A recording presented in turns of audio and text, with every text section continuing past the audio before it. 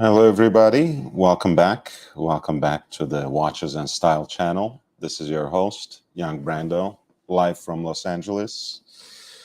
We are here to talk about the results from the Phillips New York auction and maybe also of the auctions that took place over the last week or the weekend in New York City.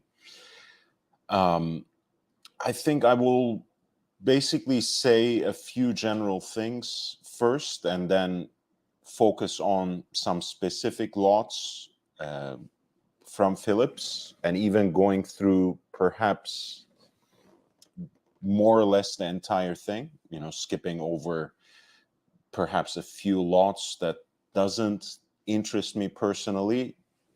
You know the rules. You only need to send in a message with a super chat indicating the lot number, and I will be more than happy to discuss that too. Whatever I skipped over or whatever I didn't get to, that's always welcome. I should also mention that tonight's show is actually sponsored by I Love Maldives, so I do appreciate the support as always. So I will focus on questions that have something to do with the New York auctions or the auction circuit in general. And we'll go from there. Now, I want to say at the start, just to clarify something, because you'll see that a lot of the watches actually at least hit the mark, so to speak, with Phillips New York Watch Auction number 9. And they have, in some cases, even were sold for prices that were closer to the higher end of the estimate, and sometimes even higher than the high estimate. So I will start with the caveats, basically, just to really home in on the fact that there has been something going on with the auction circuit, and what was first understood to be a so-called correction, what I have persistently called a crisis and really a crash, has already materialized. They have done a lot to streamline their auctions. Nowadays, when you look at the big three, so to speak, when you look at Phillips, when you look at Christie's, when you look at Sotheby's, it's hard to find watches that would be under, $5,000 to $10,000 in terms of their estimated value. A lot of the watches will be valued much higher than that. So they don't do the model anymore where they put together as many watches, as many collectible watches as possible, and sometimes even, put them together in a single lot, which is something I used to see a decade or more ago, but that has disappeared completely more recently. That doesn't mean you can't find some great deals. That doesn't mean some lots don't slip through the cracks, but it's certainly the case that they choose watches that sell and that also amortize, in an important sense, the entire affair. Because watch auctions, and mostly wristwatch auctions at this point, are much more glamorous affairs than they were a couple of decades ago. We have talked many times about their history, which doesn't really extend beyond half a century, right? The history of wristwatches being treated as collectible pieces, as objects that convey a certain work of art or artisanship, craftsmanship, as it is recognized by auction houses, doesn't stretch beyond or before the mid-70s. A lot of the people take as the threshold the establishment of antiquorum in 1974 by Osvaldo Patrizzi. And I go with that narrative as well, because as much of my research suggests that whatever came before that, when it comes to major auction houses, was almost exclusively focused with pocket watches, if not clocks and other horological contraptions above and beyond wristwatches. So the game has changed significantly. It has become much more glamorous, much more global, and that really meant, especially the big players like Phillips, like Christie's, like Sotheby's, don't really deal with vintage watches that are simply collectible and valued by many collectors. They want to sell big ticket items. They want to break records. And you know that Phillips had that whole streak that went back, I believe, almost 3 years of so-called white glove sales, right? Where they ended up selling every single lot, which was broken in Geneva. But that should tell you how obsessed they were about simply maintaining a track record. And again, who can blame them, right? These are auction houses. Obviously, they are curating auctions to sell watches and to benefit first and foremost their consigners. So I'm not really pointing this out in a cynical way, but simply making an observation. Not that there's anything wrong with being cynical. I am a lot of times about this whole business, as you know, this entire industry. I think it's healthy. Skepticism is healthy. Cynicism is healthy. And as long as it doesn't border on nihilism. And I also, the next caveat that I want to present is that there is such a thing as a Phillips estimate that people use as a phrase in the collector circles. And it simply means that Phillips, especially Phillips more than any other auction house, but this is still a common enough tactic, sets estimates that are quite conservative.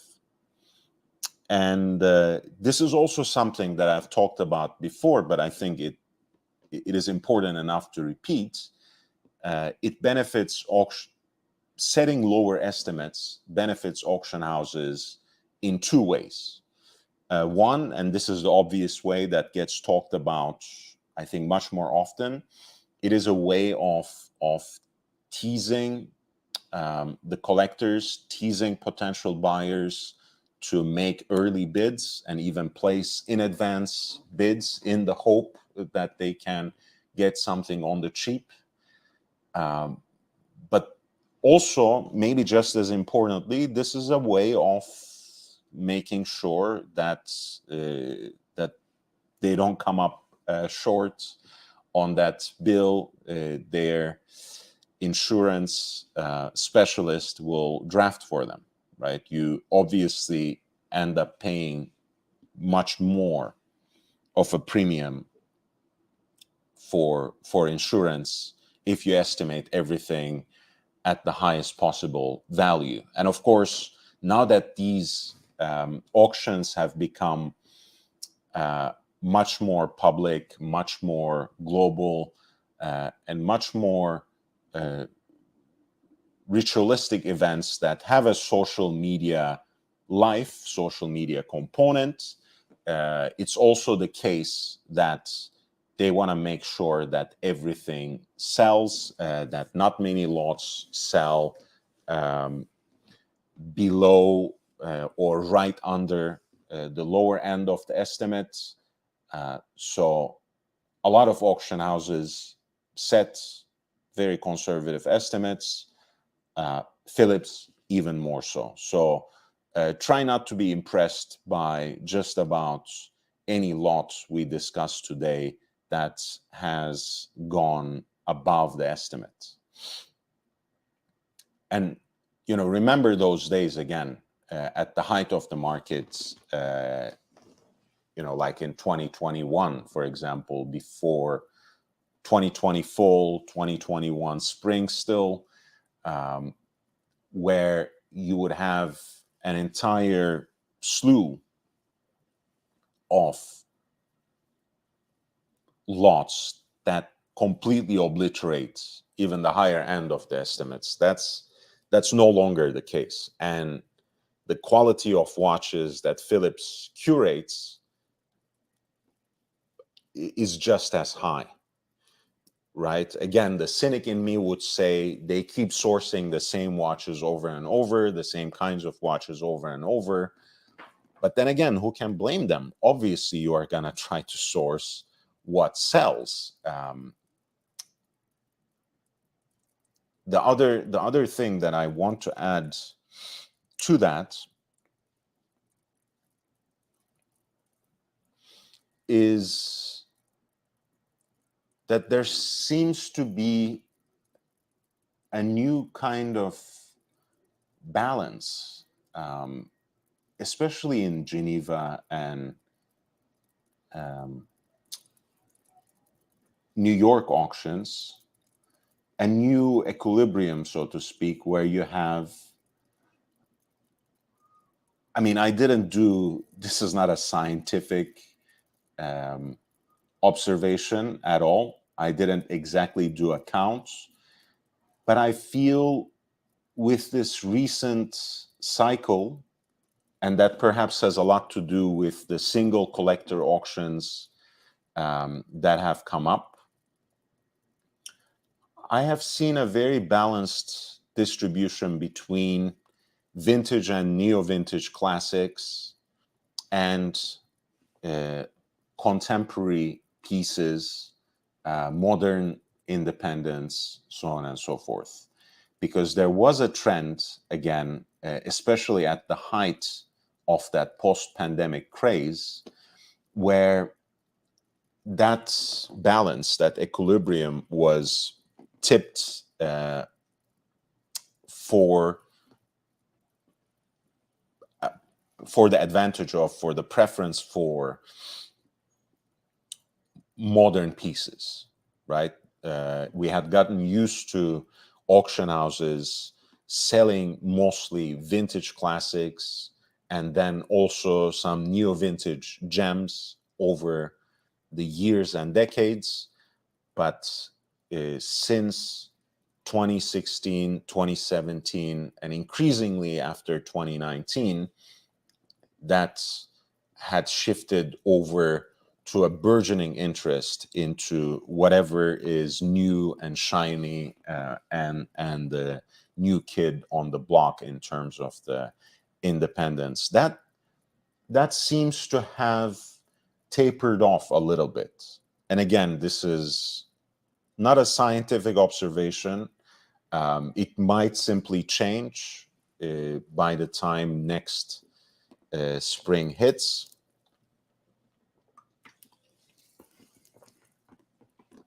We might see something different, but that's something that I observed, and that's I wanted to slightly underline.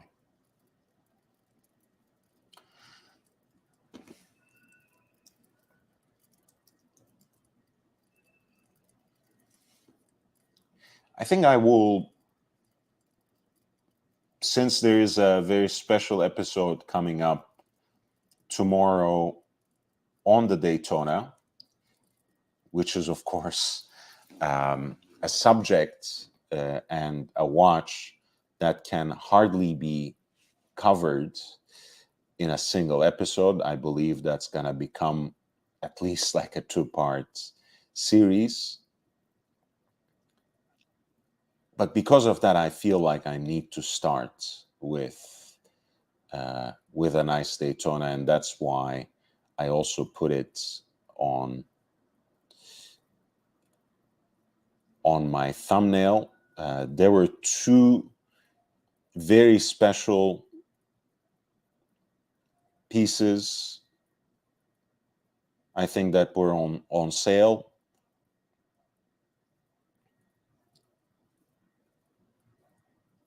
This last week in New York, when it comes to Daytonas in precious metal.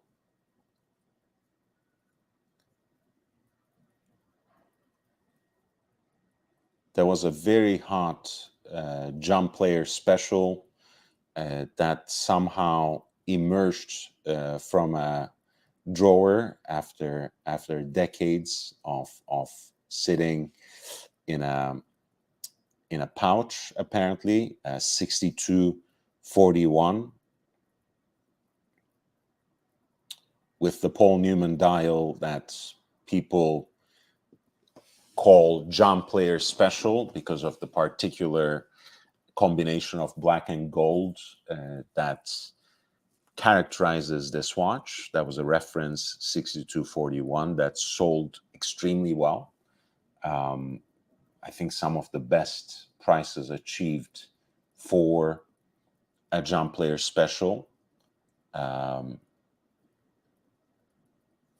with an estimated value that was set in the range between 400 to 600,000 in US dollars. I'm making the slight jump to the Sotheby's auction here. This is lot 103. Comes from the original owner. Extremely well preserved. And without the bracelet too, incidentally. And as you can see from the back of the lugs, it actually was without the bracelet its entire life.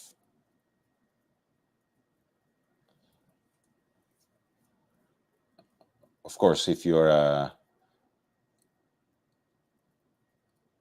if you actually buy watches at this price point, but also happen to be a freak like me, I'm sure you would source a bracelet and actually slap it on the watch just for the hell of it. But again, I'm also the kind of person who is a huge advocate, especially for when it comes to vintage and neo vintage Rolex, of wearing these things on a nice, simple leather strap or a leather alternative. I think this looks great on a black textured calf skin. It would look just as great on like a dark brown or chocolate brown crocodile style.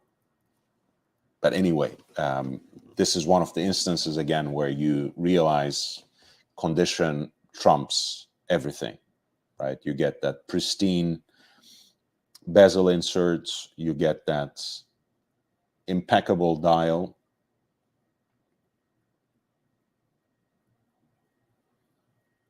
you get that insane case condition,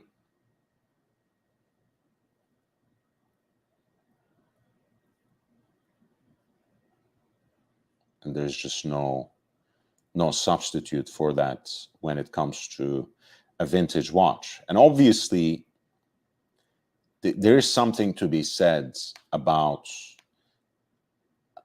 this sort of iconic Rolex and iconic Patek when it comes to vintage watches, right? There's just the reason that these watches sell more, of course, if you go back to the source, so to speak, has a lot to do with what it says on the dial, right? We can wax poetic on that. We can substantiate it historically from another perspective, talk about some technical details, but I remember still that question that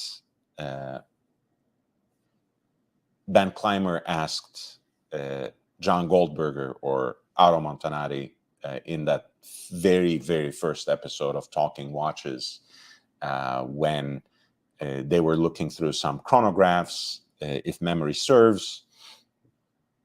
And Ben says, well, these all have the same movement. Why is the Rolex much more valuable? And John Goldberger simply says, is Rolex. Is Rolex. There's no other there's no other explanation for it. That simply means also that these kinds of watches have almost a crossover appeal, right? That someone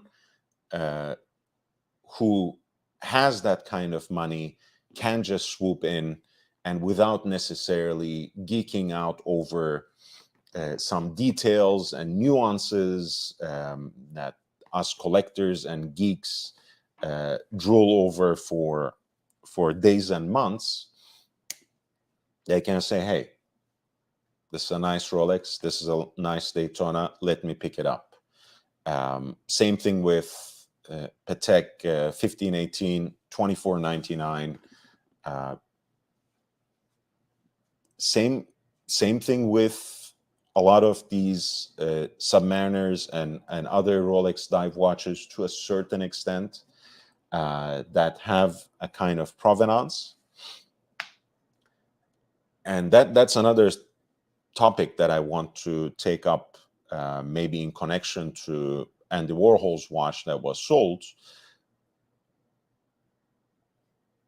But in a way, the iconic watch has that potential coded in itself already that might not even need the name of a celebrity to cross over. I think we have reached a point of maturity in the market where a good Rolex or a recognizable Patek would turn heads even of people who are not really otherwise interested in or knowledgeable about watches. So the example we had at Phillips at number 30 was a 6264 with the lemon dial, Paul Newman lemon dial, which refers to this kind of yellow or champagne-like backdrop and black chronograph registers, and of course that sunken perimeter for the chronograph seconds and minutes track that is also laid out in black with gilt indices, pump pushers, acrylic, rather plastic / bakelite bezel inserts, and you can kind of see, right, even though this is also a very nicely preserved watch, you can see how time and wear takes its toll at a certain point where, you know, you had that incredible piece at Sotheby's, the 6241, that was almost untouched.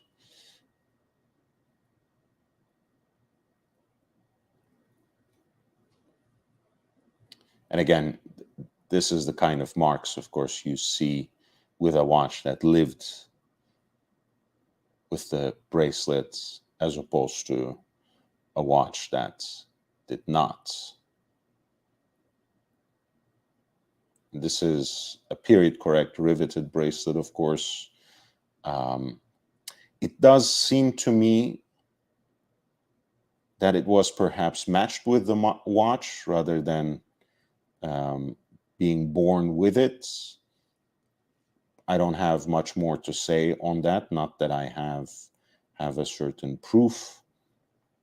But again, this was, for example, a watch that sold smack dab in the middle of the estimated value, which I think is a good way of telling, you know, things are not really what they used to be anymore.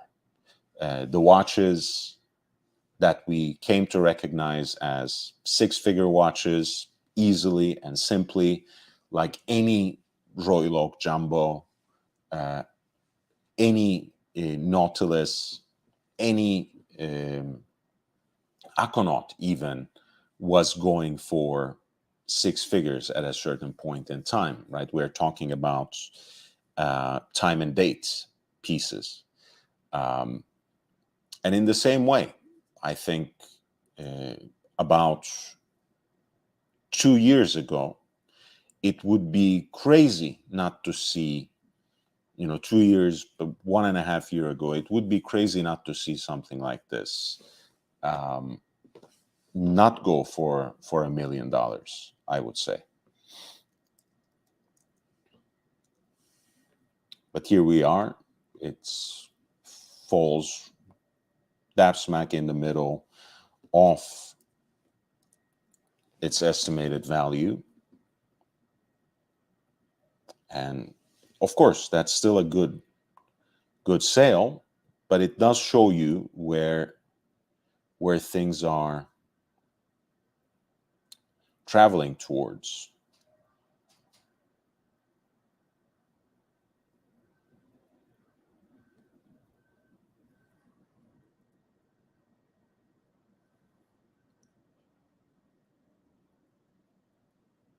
Right? Just last year,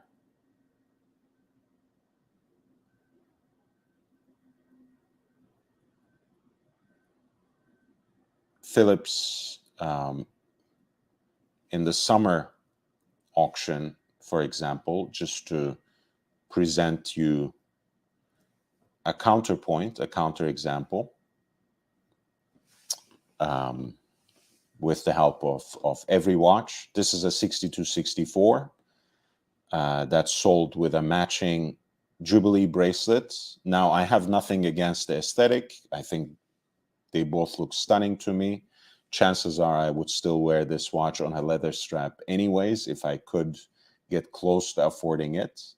But there's no denying that it's less desirable. You can argue that people may or may not necessarily care on what kind of bracelets they acquire this watch with, and this was a Mexican-made bracelet, right? So it has that Latin American appeal as well. But anyway, this was something that they sold for more than $2 million easy in June.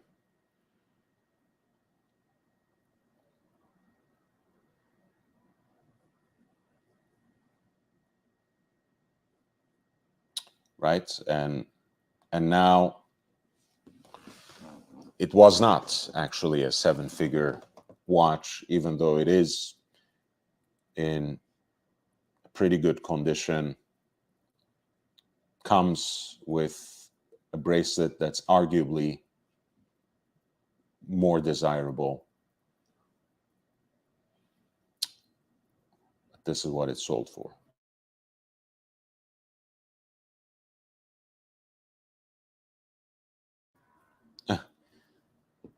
Thank you, St. Peter. $2. Need to add max to the mountain. Sorry, I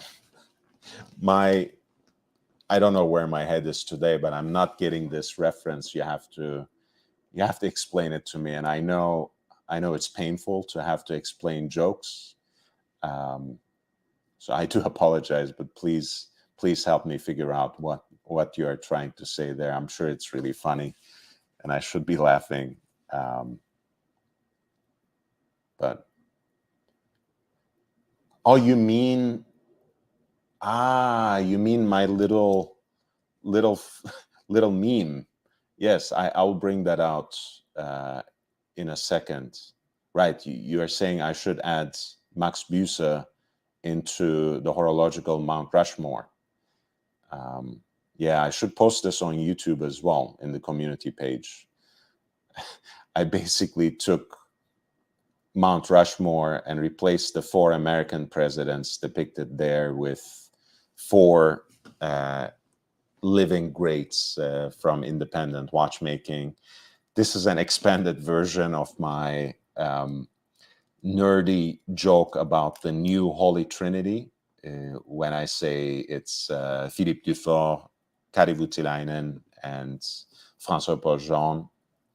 So I was thinking of, how I can visualize this. And, in boxing and in football or soccer, as it's called in this country more often, a lot of times we talk about, the Mount Rushmore of light heavyweight boxing, or Mount Rushmore of great Mexican fighters, Mount Rushmore of Real Madrid legends, so on and so forth. So I said, yeah, why not make a Mount Rushmore of independent watchmakers? And I thought I needed to hire something to do that. And suddenly, with the meager skills that I have, I found a way to implement it in this very amateur way myself. And I did it. I might make a few other versions. Maybe another version would include Maximilian Büsser, Vianney Alter, I don't know, Stephen Forsey. Another version could include, if we are kind of scrapping that category of having to be alive, as if this were a Nobel Prize or something, you would obviously include something like, Abraham Louis Breguet, George Daniels, and so on and so forth, right? You could go that way.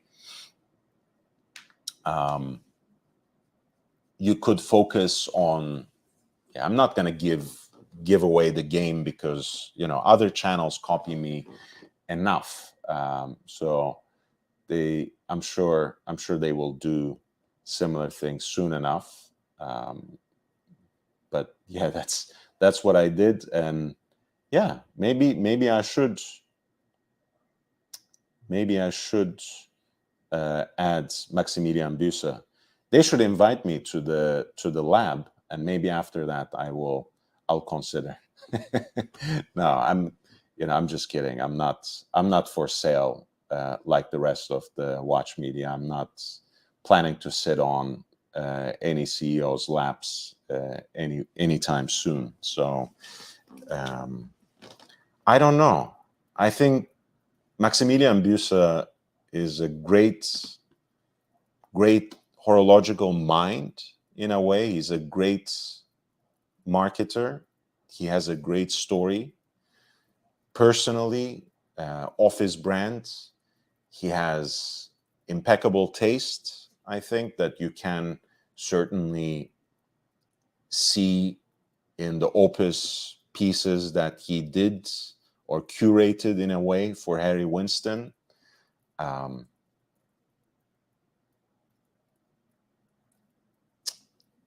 he's not a watchmaker. right? I'm not insinuating that, you know, these four people, except for Dufour, at this point, make watches day in, day out, right? They are more so representing the brands. They are more so the face of the brands, but they are also watchmakers, right? Maximilian Büsser is not. So I wouldn't want to put him on anything considering this project. But it's a meme after all, so not, you know, no reason to sweat too much about it. It's just a meme. It's just something to think about, to laugh about, you know, edutainment, so to speak, right? You know, it does have a serious edge, so I would stand behind my four choices as much as I present it as a joke. But I think above all, it's just something to start a conversation. This is an interesting one, I thought, because again, it's like an evergreen piece, at least in this new market, right? It's a Royal Oak perpetual calendar in stainless steel with a rare dial. And for one reason or another, this particular shade of blue, which people sometimes call Yves Klein, after that famous painter of monochromatic works, and the particular shade of blue that was associated with him, that goes by IKB sometimes. In the horological scene, we just call it Yves Klein blue. I think officially it's called like International Klein blue or something. I think it's a very attractive color. It has this electric blue thing going on as well. Very appealing. And once again, I mean, this is a watch that you could see absolutely, you know, smashing through pre-auction estimates in a market that's perhaps quote unquote healthier, or you might say, in fact, bloated from another perspective, when you think of how speculative some of the results were. And again, you know, I will present you counterpoints to this. At the Royal Oak 50th auction last spring in Geneva,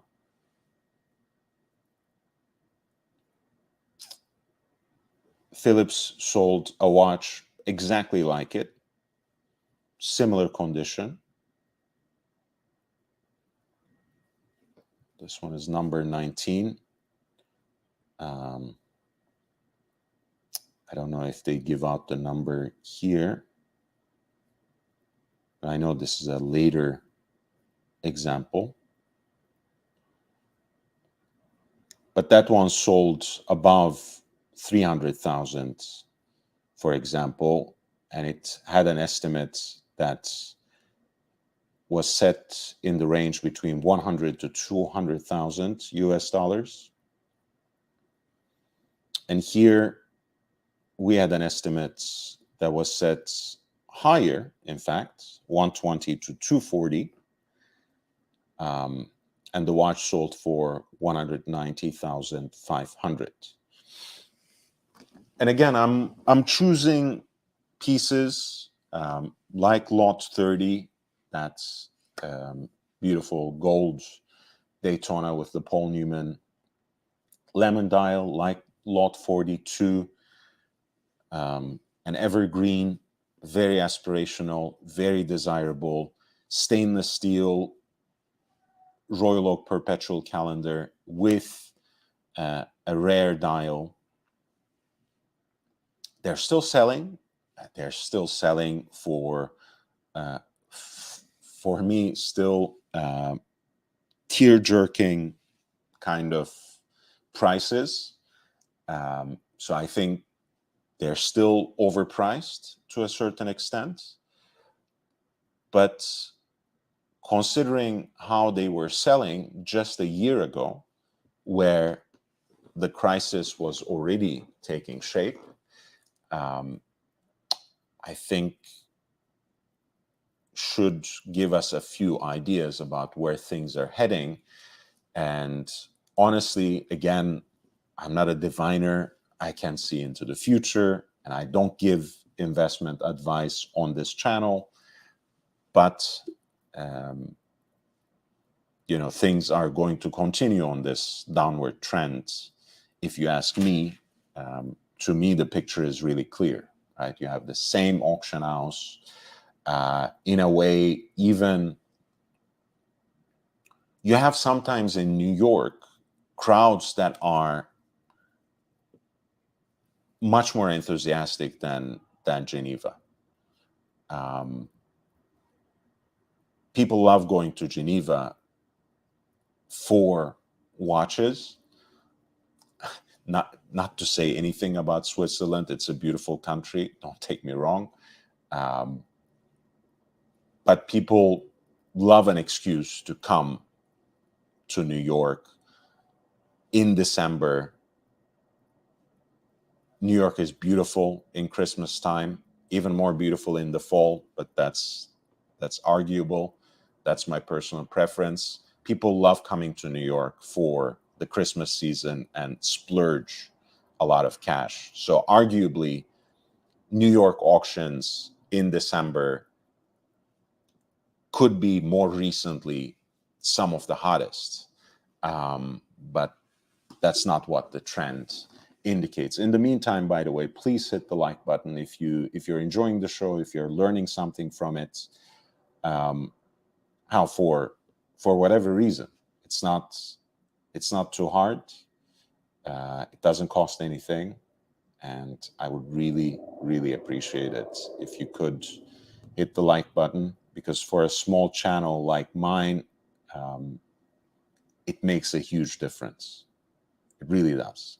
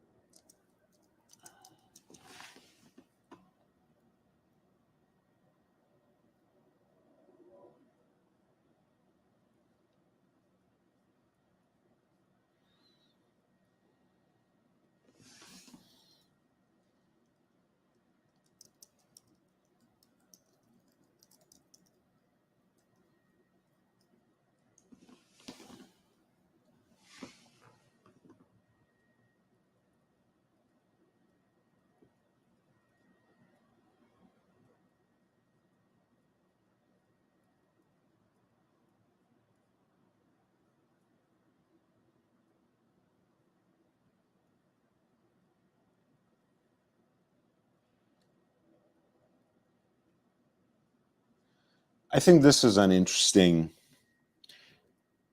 sale that in and of itself, I think doesn't perhaps say a lot, but it's still important, because I remember that in the collectors community, especially among the gray market dealers, people couldn't speak highly enough of 50th anniversary pieces with the special rotor and whatever else, and how collectible they will be.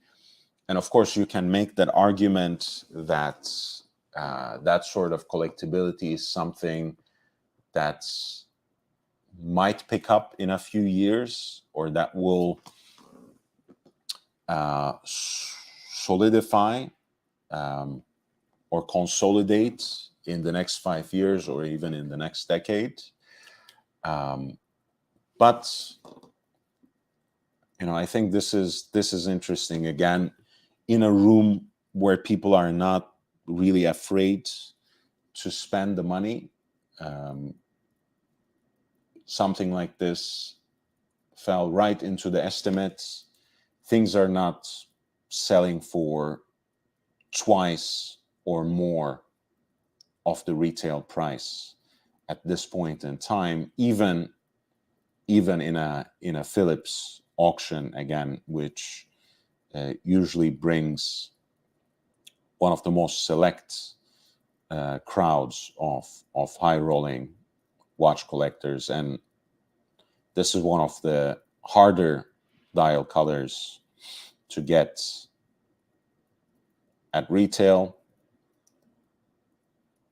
and certainly a piece that was only made for 1 year, right? Whatever you may think of the rotor, it is special. It is rare. I don't think it will change anything in the long term, but that's just my gut feeling. I can't really say anything at this point, but some of the signs are already there, right? This is lot 37 for a 41 millimeter AP Royal Oak, so an oversized Royal Oak, so to speak, from the most recent generation, and in fact from the 50th anniversary, reference 15510 ST with the green dial. It had a pre-auction estimate that was set between $30,000 to $60,000 and it sold for a little more than $50,000. Again, not too shabby, not bad, but certainly nothing mouth-watering.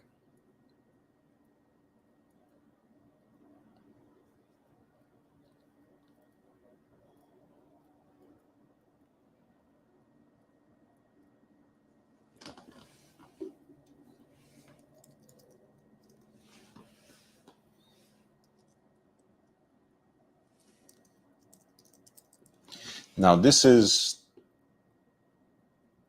a watch that's perhaps a lot more indicative of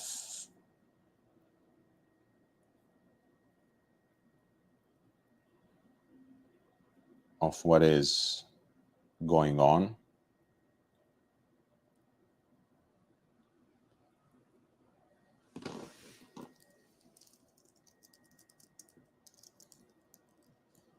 You guys know that the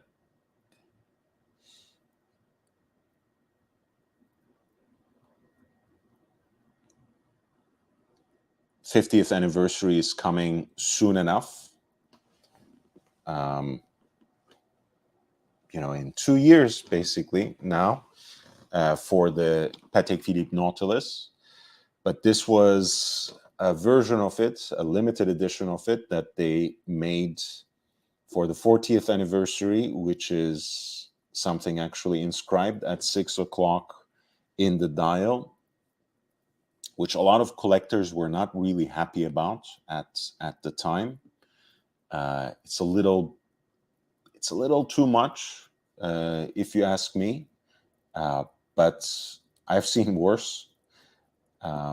Overall, I think it kind of disappears under the unique blue of that classic ribbed dial. Again, this is much more cobalt or electric than the classic black-blue gradient version. 700 examples in platinum, matching bracelets, and with baguette diamonds on the dial, which again are a fantastic touch. Rolex kind of does this kind of treatment to their sports models all the time. You know that it exists in the new generation of the Daytona, for example, which our very own Aussie expat is desperate to get, and which, of course, the Real Cars and Chrono just received as an allocation. But here's the 40th anniversary Nautilus Jumbo, 5711 Line 1P, with that special blue dial that is also inscribed to honor the 40th anniversary of the Jarajanta design. The estimated value of the watch was $250,000 to $500,000 in USD. It sold for $381,000. And just to give you an idea,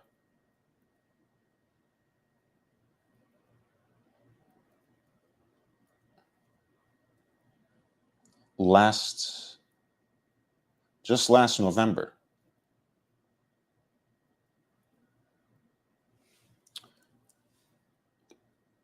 Christie's Hong Kong sold an example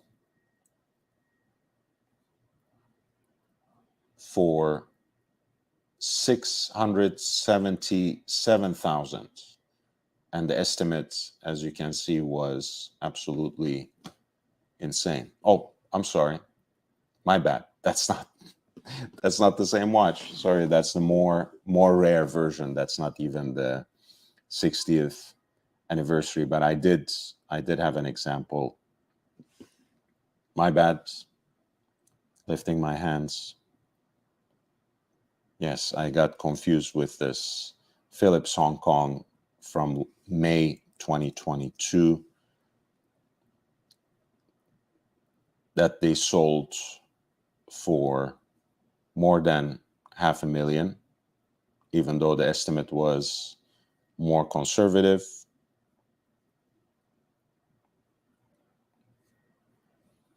That was Phillips Hong Kong Watch Auction 14 for a 40th anniversary Platinum Nautilus Jumbo 5711 Line 1P that sold for more than $513,000 in US dollars. And just 2 days ago, lot 34 sold for $381,000 in US dollars.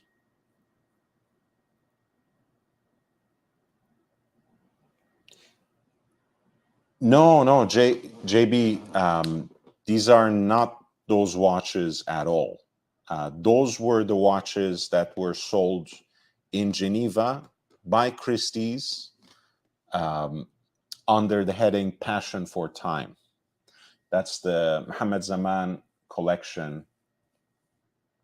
And he decided to put the kibosh on in the aftermath of the sale. And the hearing, in fact, has taken place today in Geneva. And quite honestly, I haven't read about it. Hey, Robert, Sam, bonsoir. Nice to see you, bonsoir.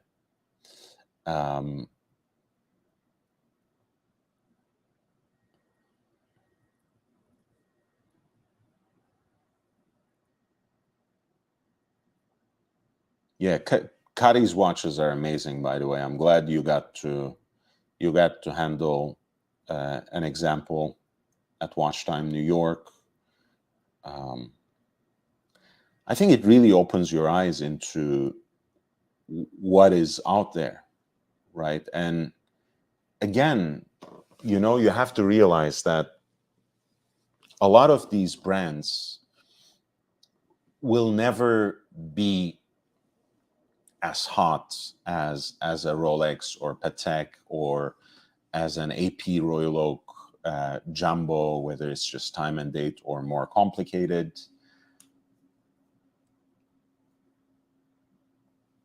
But, you know, if it is at your price range, a lot of these brands that we are mentioning, whether we are talking about high-level independents or brands like Parmigiani Fleurier that JB was also talking about, that bring that kind of watchmaking into a wider audience, and that actually have a lot of watches that are quite affordable on the secondary market, or relatively affordable. I think it really opens your eyes to how much value there's out there, especially on the secondary market, especially in watches that you actually fall in love with and that you don't just want to cycle out in 2 or 3 years, right? Because for that, you do have to play into the hype, and that does come with a certain risk, but at least the pieces more or less remain liquid, whereas that's not the case even with other big name brands that's, at least among us, among the you know, whiz, so to speak, among the watch nerds, we mention it in the same breath, right? Patek Philippe, Audemars Piguet, Vacheron Constantin. But Vacheron Constantin just does not sell in the same way on the secondary market, especially vintage Vacheron Constantin. We're not talking about 222. Pardon me. We're not talking about 222, of course, in gold or in stainless steel, but more so in the kinds of examples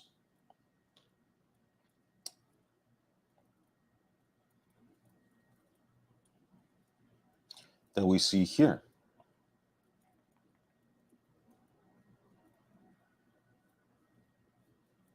Right, and I think there's a good way to compare this watch also to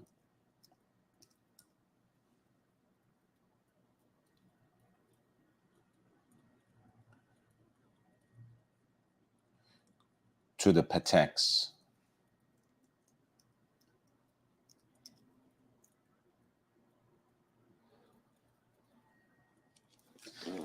That sold in the same auction and that are more or less its contemporary, right? This is an old school bicompax, meaning 2 register hand-wound chronograph from 1944, beautiful 2-tone silver dial with dial fixtures that match the case. It's presented on this Gueffrère bracelet.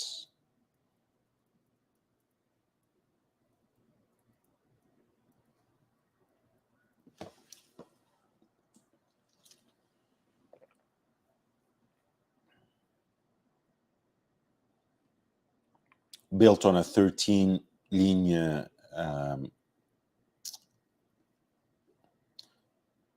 Vanjou caliber.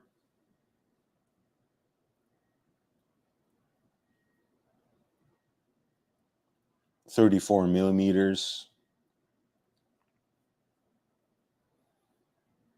So in many ways, right, you can say this is Vacheron's answer to the Tasse di Tondi, to Patek Philippe reference 1463, right? It's a very comparable watch, roughly contemporary, a little smaller in terms of the case diameter, but same movement, right? We are bumping into that question again. You know, why does the same watch cost so much more by Patek than this other brand? But before we get to that, again, you know, presented on a nice period correct Gefrère bracelet, straight end links, lovely coffin style leather box that again oozes class.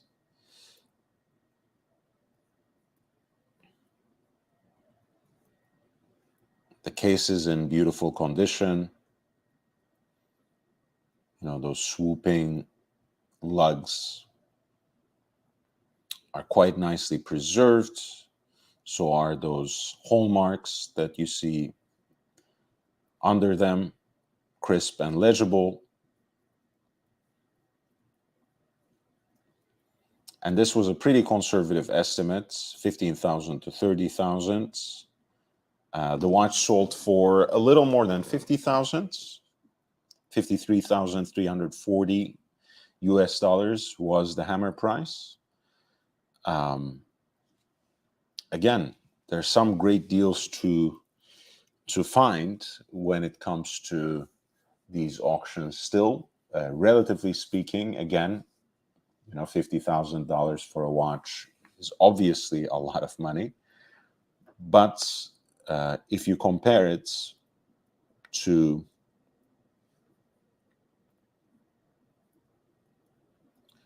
a Tasti Tondi that sold in the same auction, this was lot 48 for a Vacheron Constantin reference 4072 in yellow gold with a two-tone silver dial and presented on a Gefrère bracelet from the period. You have the Patek 1463 at lot 151 with those distinctive pump pushers with the conical guilloche decorated top.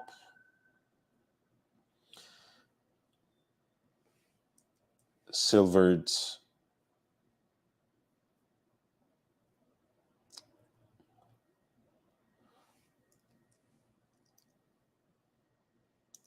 dial in yellow gold. Again, looks quite nicely preserved, even as it shows its age. You know, it's not one of these unworn, you know, extremely well preserved wonders which have been stashed away, but still quite well preserved. That is the caliber we were talking about, and you can see that Patek's distinctive cap, that black polished cap for the column wheel is already there. So is the hallmark of Geneva on the chronograph bridge and the base plate, incidentally.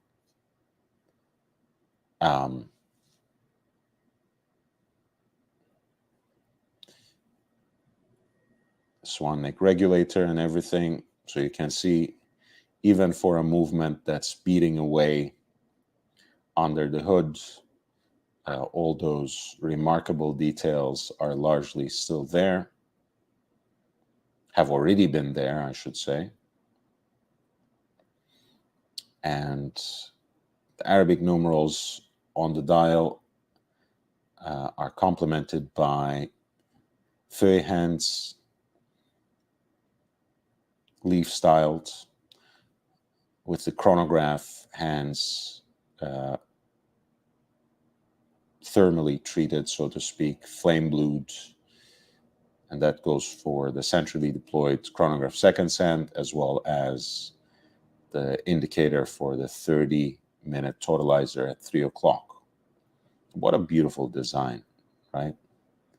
Again, not to take away from the Vacheron we were looking at, because at the end of the day, you might just say, I have been brainwashed by years of propaganda, but it's hard not to admire even what is relatively a quote-unquote pedestrian example of the 1463, right? It's yellow gold.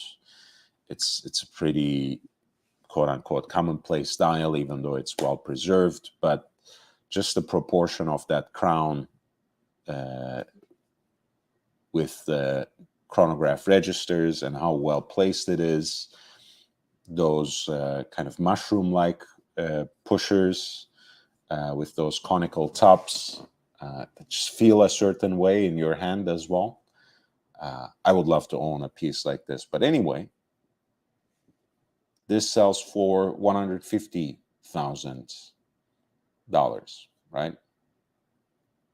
Whereas a comparable Vacheron, again, sells for $50,000, and on a matching gold bracelet to boot.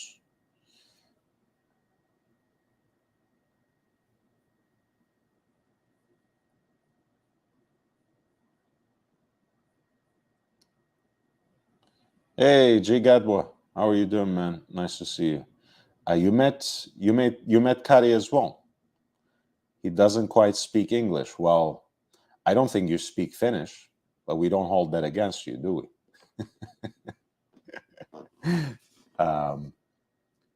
Yeah, I think there have been some interviews with him in the past in English as well, and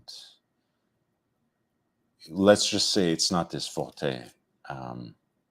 I've heard him speak French, and his French is better than mine. But joking aside, I think also he's a character who doesn't necessarily excel in public speaking. I don't know if you guys have seen, or perhaps you may have been even present in the recent lecture he gave at the Horological Society of New York. Even though it was a really informative lecture,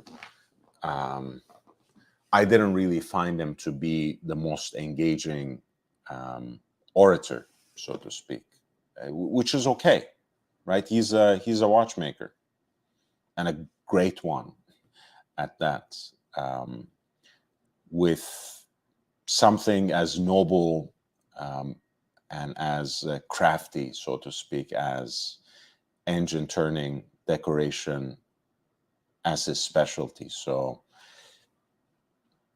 he would have been fine if he didn't speak at all. Forget about any language. So we're looking at the Phillips New York auction results, especially with an eye to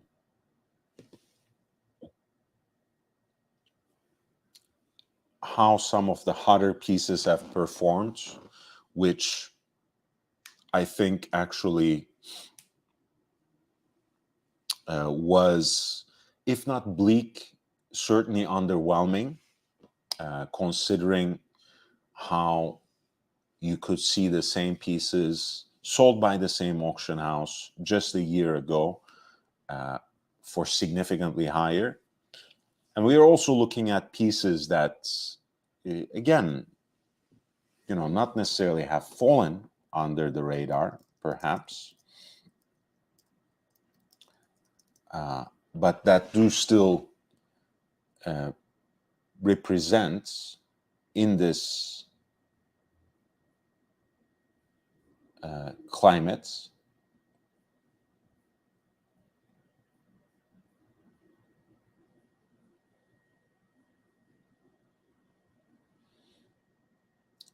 this is a Vacheron chronograph as well, a little larger probably would wear larger for the stylized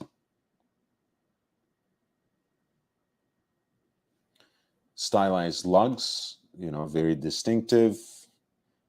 Arabic numerals on the dial, beautifully sized and proportioned. 2 chronograph registers, which go nicely with the crown that sits flush. The dial has some really warm patina. Some might call it stain, but I think it's actually fits beautifully with the air of this watch, so to speak. I think it matches quite nicely that additional warmth of the pink gold. This picture obviously focusing as it does on the less damaged parts of the dial reflects what I'm saying perhaps even better. That's a very charming dial for a vintage watch. Just very honest, warm. This is a 4178 with a chronograph with fancy lugs this time, which again, some might love. Clearly, it's not as desirable. Of course, the previous one that we were looking at was simply a much more cleaner watch, right? You can say, in fact, in a better condition, certainly when it comes to its dial, but arguably you could say also in terms of the condition of the case as well. But here's a stunning Vacheron chronograph from the same era, much more Vacheron than an expression of classic beauty, so to speak. The reference 4178 as opposed to the 4072 at lot 48. Hey, Basils. St. Peter. Hey, I enjoyed it too. I watched the recording, but all I'm saying is he's not. Maybe I have unrealistic standards, but after I met Josh Shapiro, it's hard to top that, right? He has 2 lectures as well on HSNY that you can watch on YouTube as well. Maybe due to the fact that he was a teacher previously, and a historian trained at the master's level as well. I just find him a better public speaker. And that to me is a gold standard among watchmakers, right? Josh Shapiro. I'm not just saying it because he's my friend, but yeah, he does set a high bar. And he gave a great tour of his facilities when I went there very recently with Eric as well. But yeah, this piece at lot 62 sold for a little more than 34.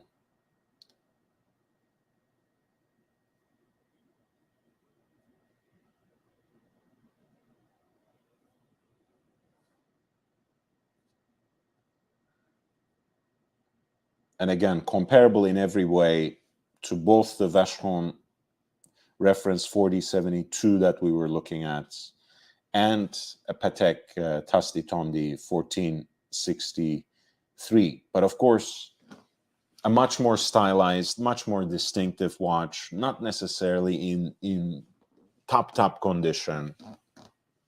But these are the watches that in today's market, at least, in an auction like this, that you can get a decent deal on.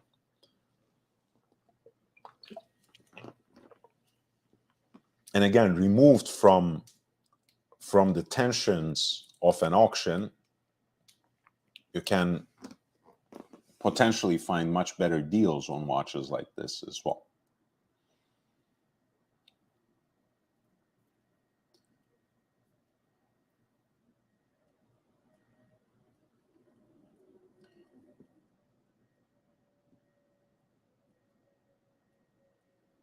Speaking of which, of course, there was a Tasti Tondi that was even more on a grail level.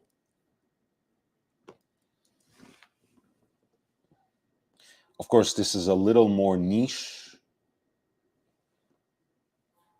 right? People like double-signed Patek, especially double-signed vintage Patek. Of course, some automatically would go for something like a Tiffany-signed Patek. This is more of a connoisseur's piece, retailed and signed at 6 o'clock by Serpico y Laino from Caracas, Venezuela.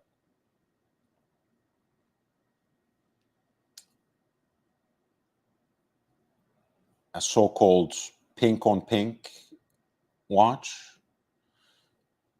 right? Pink gold case, two-tone pink dial.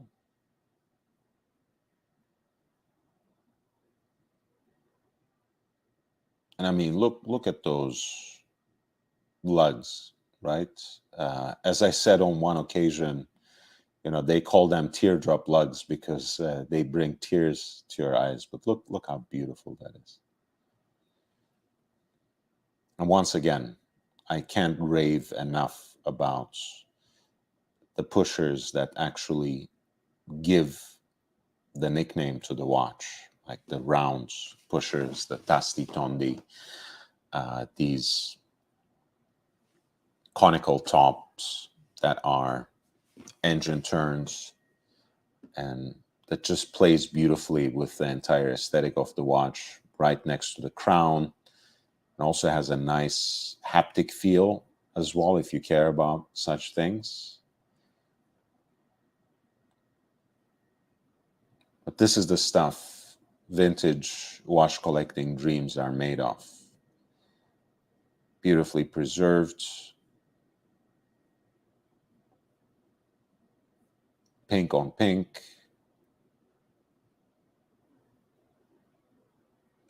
And I'm not implying anything sexual here, although this is a very arousing piece.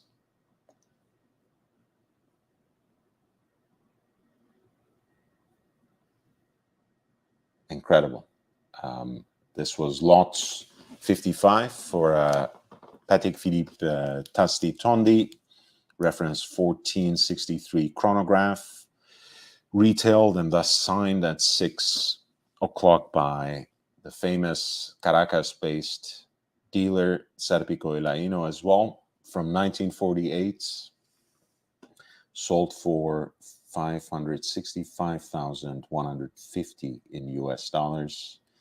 The pre-auction estimate is $200,000 to $400,000. So sold well above the estimate. But even then, and I do want to double check this, and what a great resource that every watch has been, especially when it actually works. Sometimes they're down and they go down like right in the middle of a live stream, which I don't appreciate for this kind of service. But you know, you got to take things as they come.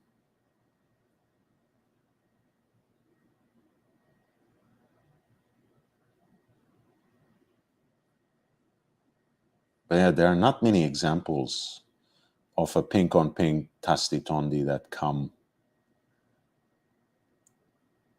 to the table, so to speak.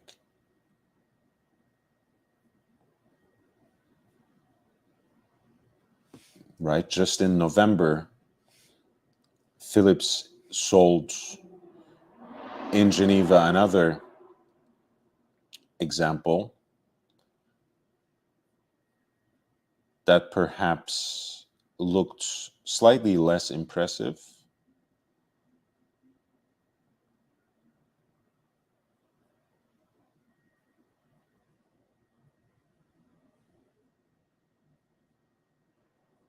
Incidentally, also signed by Serpico Ilaino. Not the same watch. I do double check these things, as you guys know.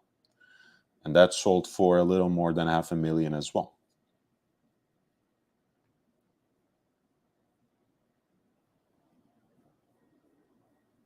So very, very interesting indeed. This just goes to say that, you know, when recognizable vintage greatness comes to the table, and when it is genuinely rare, people do pay.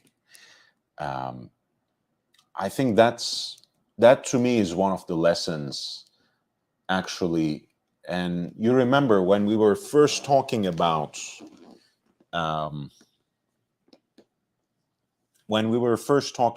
the reactions to what was going on in the market, Hodinky did this very helpful survey of a number of experts, some of whom were auctioneers themselves, others who were familiar with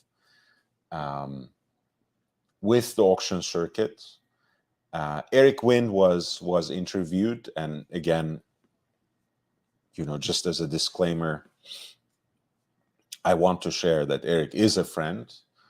But at that time, I was saying, hey, you know, he has an important point here. And his point was, and you could be skeptical about that point at the time because of his own line of business, right? Which he's a watch dealer, and he's someone who specializes specifically on iconic vintage pieces. When you look through windvintage.com, there's always a great curation, but I don't need to tell you that it's heavily weighted towards Rolex and Patek. A lot of times, the usual suspects from vintage, always sourced at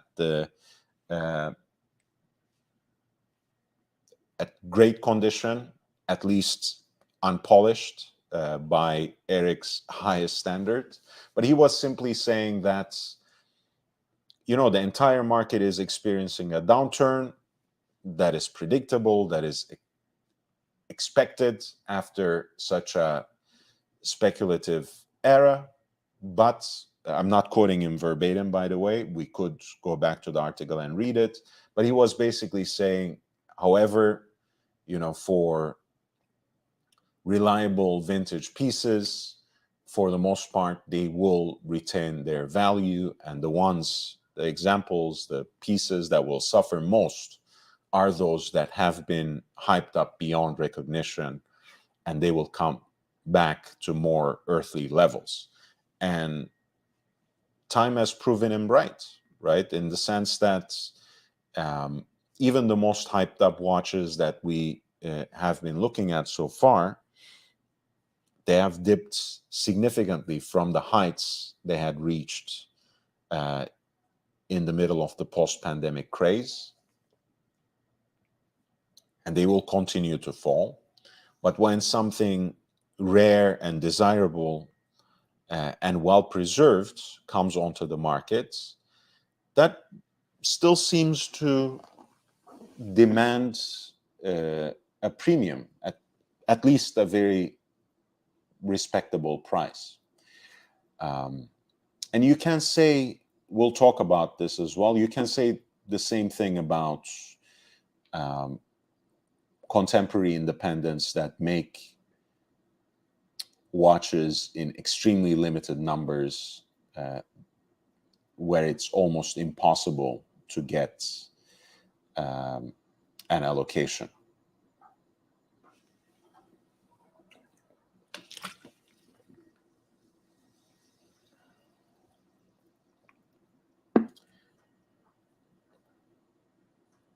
Speaking of double-signed Patek and hype watches, I'm forgetting the lot number when it comes to this.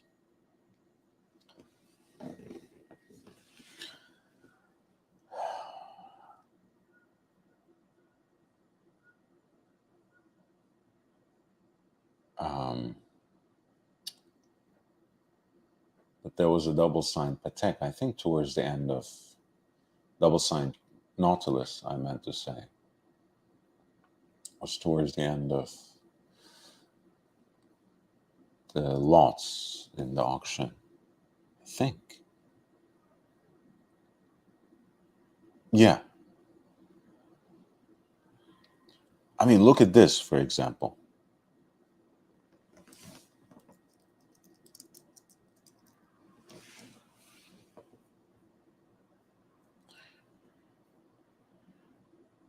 The original Janta design, the original Patek Philippe Nautilus Jumbo reference 3700.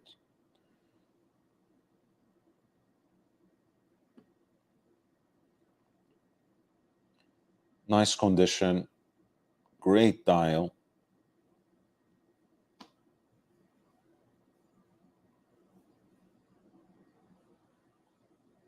Right, that's not perhaps the cleanest, but it's not quote unquote tropicalized beyond recognition.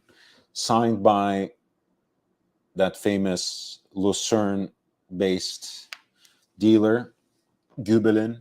Again, a little bit more,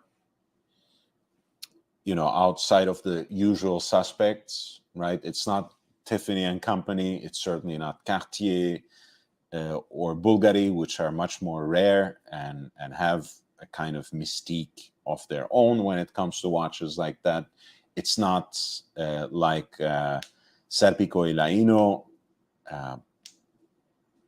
or Baia, right, which is the oldest watch shop in the world and one of the long-standing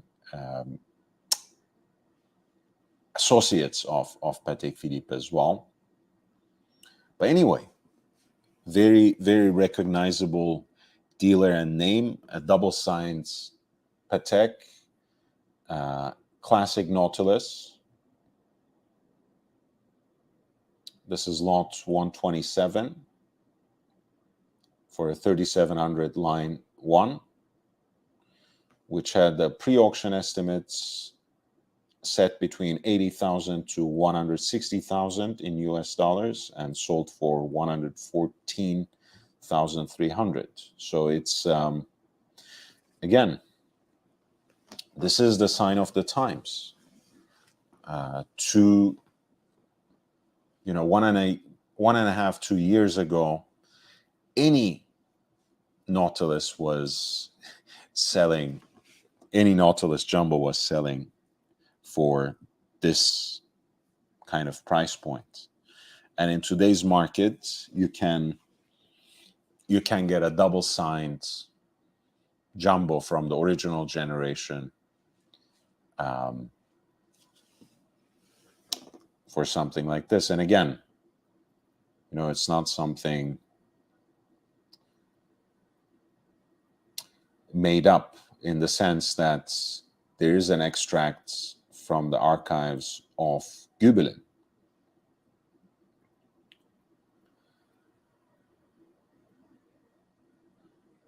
Which testifies to the name printed on the dial and when it was sold, so on and so forth.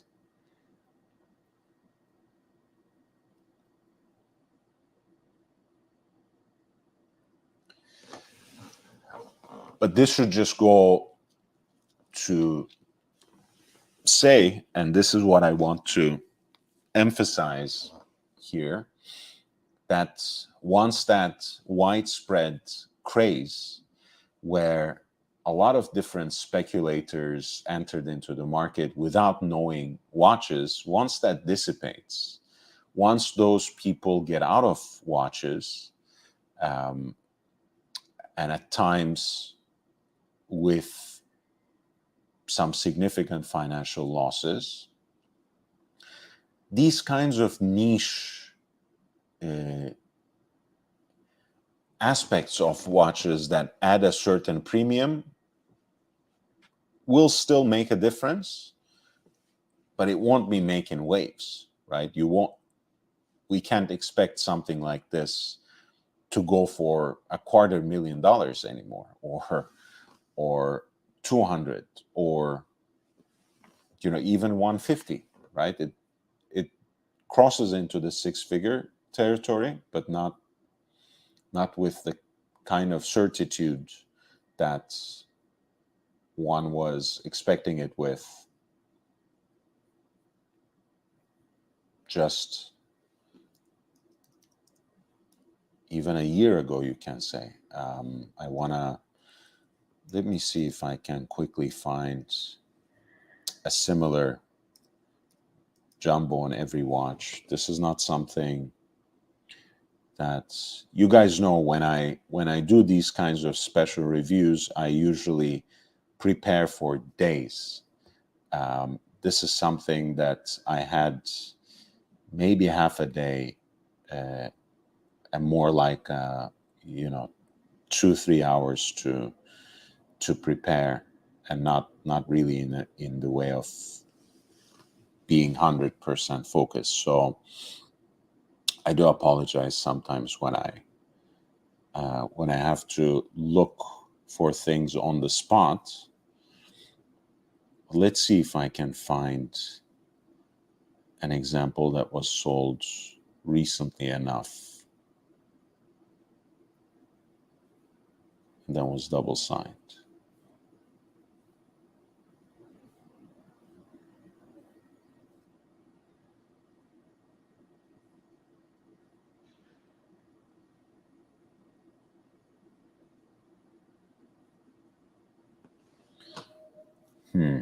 I did find another Gubelin, but that was a platinum from the first generation, so an absolute unicorn, and utterly incomparable for that reason as well.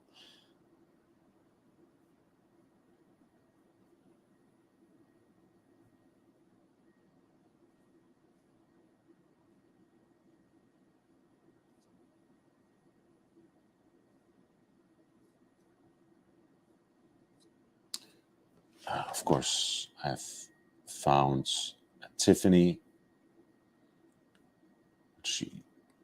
You're sometimes surprised by how many of these pieces come up.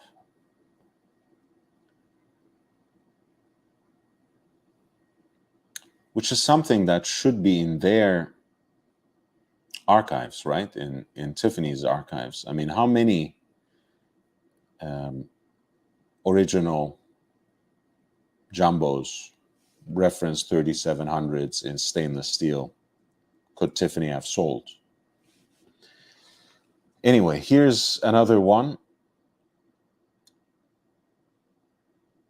that was sold in April by the famous auctioneer and expert Helmut Kott, Dr. Kott Auctions. Gubelin, again, a much, I have to say, much more low-key event, even though the usual suspects would still be in there, than a Phillips auction in New York. And this was just a few months ago, right?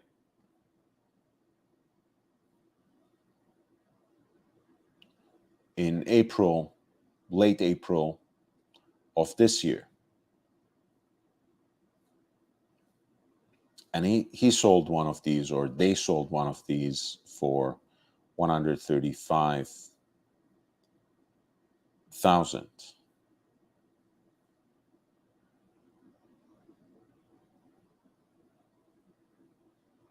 Hell, loop this. Loop this sold one in January for 172,000.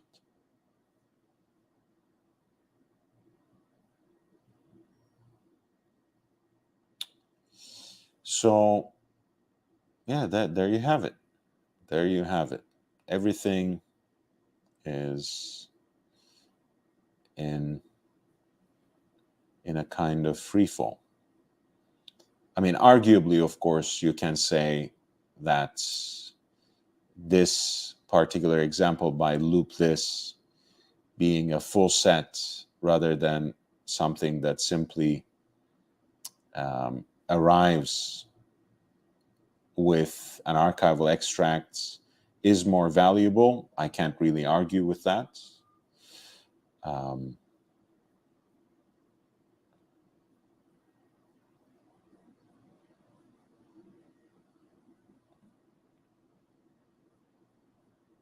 But everything is in free fall, even these sorts of relatively unique or simply rare and very, very desirable pieces.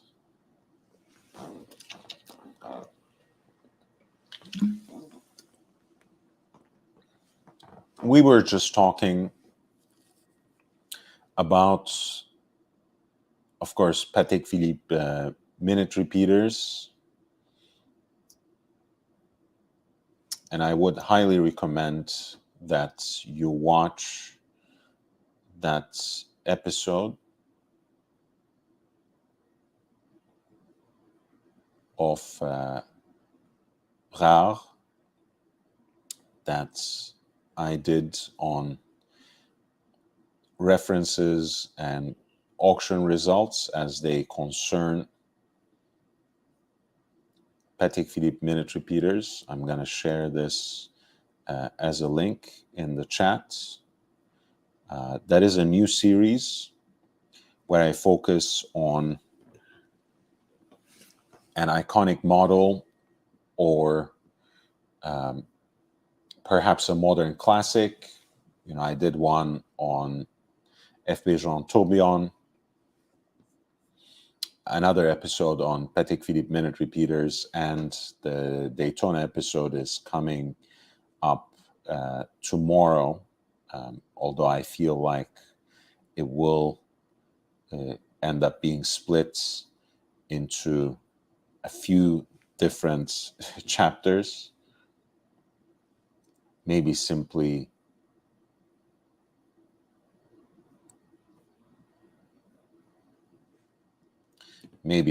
two. And here's the link for that too, if you want to save it and be prepared for it tomorrow, and maybe give it an advance like even. But we spent quite a bit of time to talk about the 3974. Here you see a 3974J. This is one of the neo-vintage classics. Of course, people are more familiar with 3940, which is the perpetual calendar from that generation. 3970, which is a perpetual calendar chronograph. This is something introduced in 1989, and in a way also a model that serves as an important historical marker as well, because this is, at the time of its introduction, the most complicated Patek Philippe watch.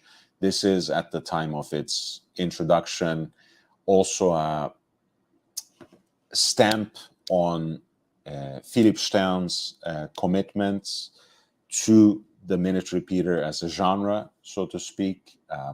It is said to be his favored complication, his preference.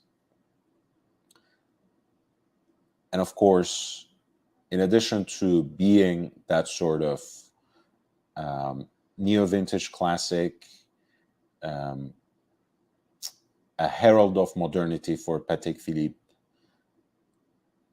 and featuring the current honorary president's favorite complication. It also has one of these very desirable cases by Jean-Pierre Agman. At least the early series were produced by him, and you can recognize it from the initials that you see in the lower, on the back of the lower right lug. And this is such an example.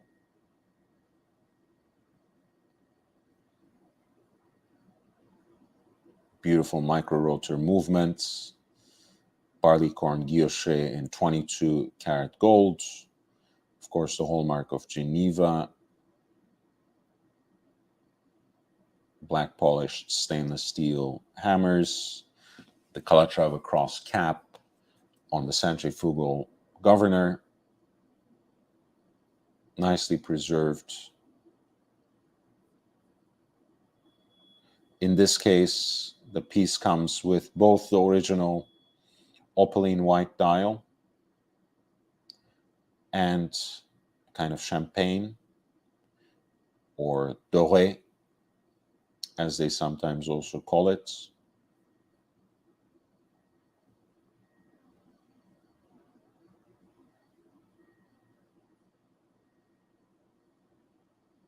Really lovely piece, and honestly, it found the right buyer,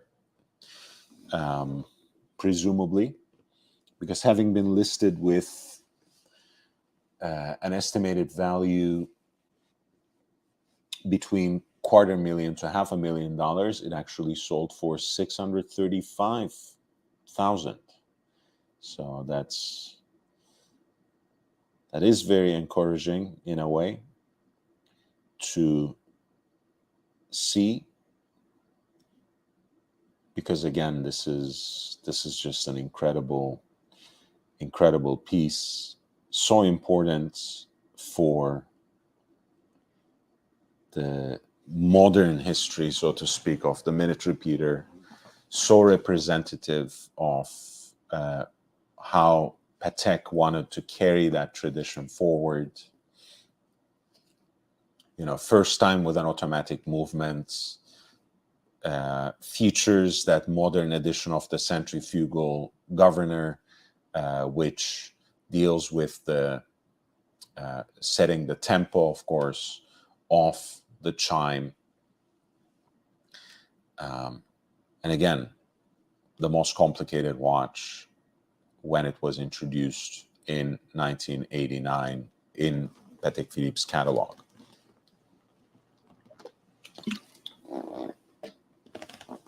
So really a great piece.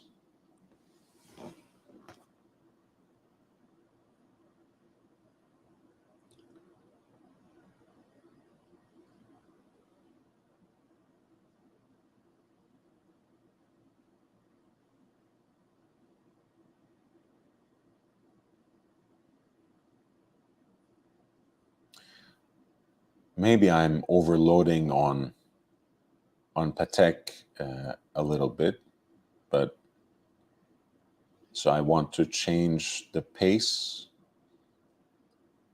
somewhat and look at a few APs, perhaps.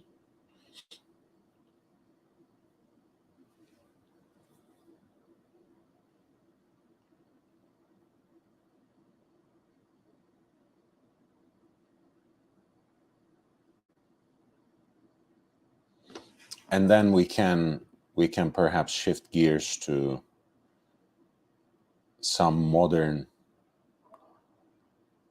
independence, or depending on what you want to do. You know, if you want me to talk about some of the Rolex pieces, which we didn't talk enough about beyond some Daytonas, we can do that as well.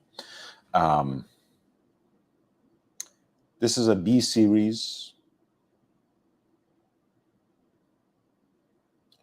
with a kind of tropicalized dial. It's starting to flare around the hour markers, of course, with the disintegration of the luminous material especially. So only the second series of Royal Oaks ever produced, the second batch, so to speak. Not an extremely low number there, but still has the more desirable and overall perhaps, well, certainly more iconic dial configuration as the original, with the initial logo at 6 o'clock. Pardon me.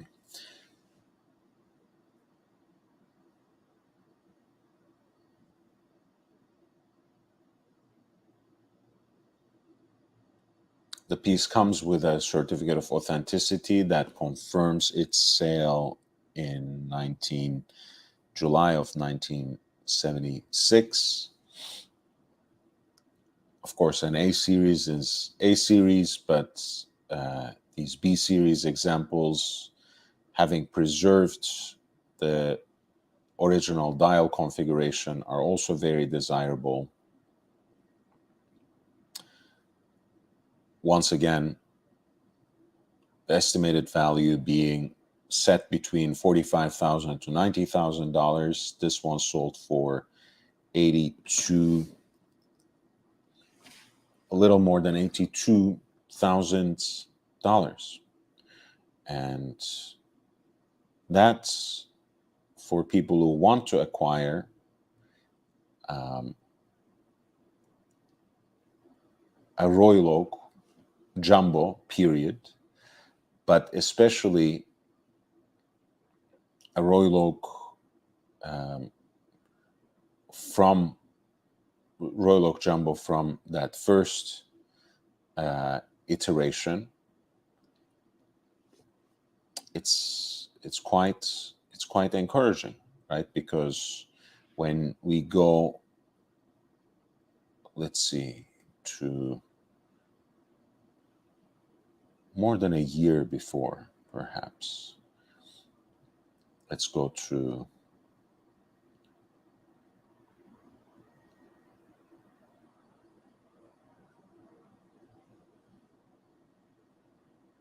May 2022.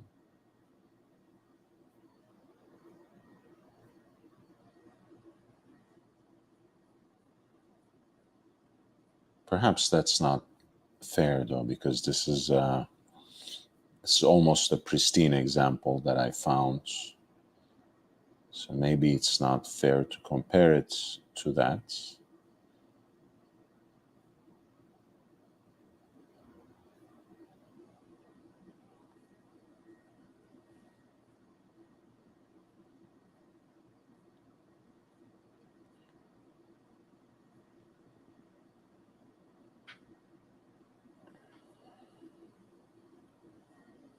That's an A series.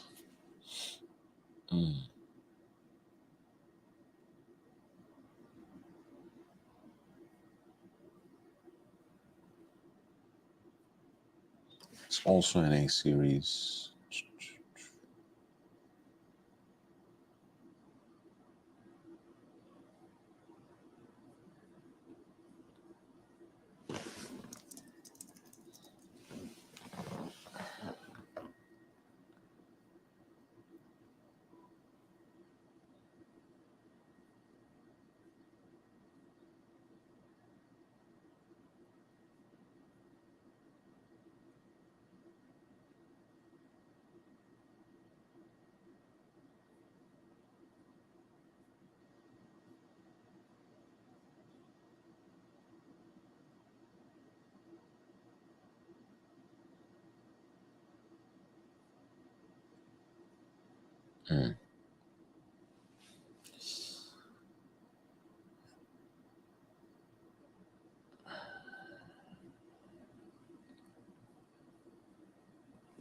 This is great. May 2021. Again, you can nitpick about the condition of the watch, which is not impeccable, but perhaps better. It does come perhaps with a few more elements than the archival extracts, but not a full set. A comparable watch sold by Phillips in the spring of 2021 in Geneva, in May 2021 specifically, B series for $188,907. Right? So, yeah, that was a B series original Royal Oak Jumbo, selling a little more than 2 years ago in Geneva by Phillips for almost 200,000. And just yesterday in New York, a comparable piece sold for 82,000, not 182,000.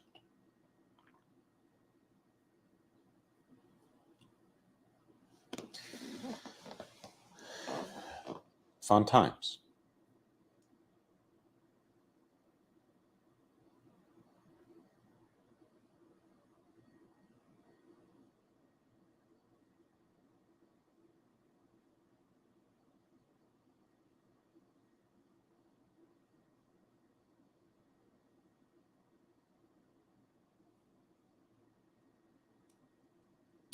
This is really interesting. Lot 91. I'm just doing this as a spur of the moment thing, but I remember, again, before the craze, you could pick up 4-digit Rolex day dates, the 1803s specifically, any day of the week for $5,000 to $7,000, depending on condition. Of course, preferably with the matching presidential bracelets. But nevertheless, you get a good condition case here. Very well preserved. Something that started without reserve. Champagne pipe and dial with this sunken track for the minutes and seconds. You know, every bit of the quintessential day dates from one of the classical references. Here, an early 70s reference, 1803, which more modernist, let's say, collectors sometimes despise because it doesn't have quick set for neither the dates nor the day. The 18038 is the first quick set and a single quick set for the dates, which means you can correct the dates from the crown. And the double quick set comes with 18238. So from a practical perspective, the 1803 might alienate a lot of people, but I think it starts getting to that level again where you can pick up one for practically scrap value, because again, a decent example, yes, without the bracelets, was listed without reserve at lot 91 at the Phillips New York auction, with an estimate set between the range, in the range between $4,000 to $8,000, and sold for a little more than $10,000. So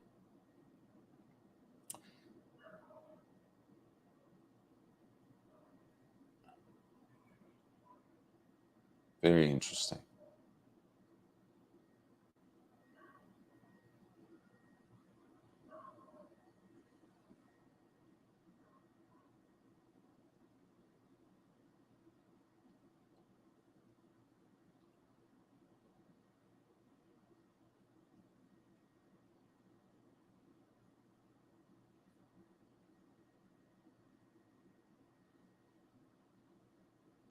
Here's an interesting piece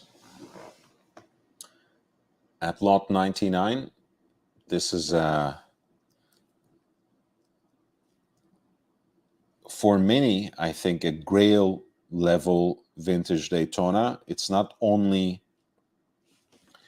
one in stainless steel with the Panda version of the Paul Newman exotic dial, the Paul Newman exotic dial with the white backdrop and black chronograph registers, as well as that sunken black minutes and seconds track.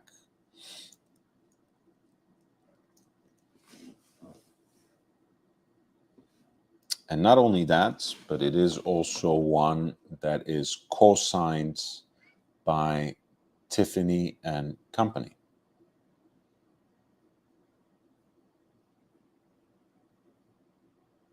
And in this case, it's also that claim of having been authentically retailed by Tiffany and Company has been also bolstered by an inventory number that's been scribbled to the back of the lug.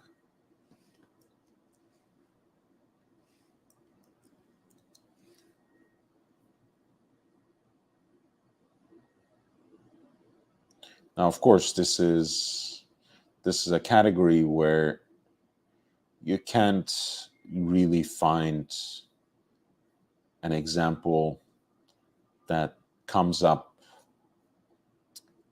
for auction just about every day. So it's a pretty, again, it belongs to the category of those watches that when the people in the know want to go after it, it will find the right buyer in the room. So reliable vintage classics, you might even say usual suspects, right? And what is more of a usual suspect than a Daytona with a Paul Newman dial? And a vintage Rolex timepiece, indeed signed on the dial by Tiffany and Company. We have also, quote unquote, tested out this theory in the encouraging results that were achieved by the 3974. Again, that's a modern classic introduced in 1989, kind of a neo-vintage icon, so to speak, that sold for above the estimates. For a rather respectable price.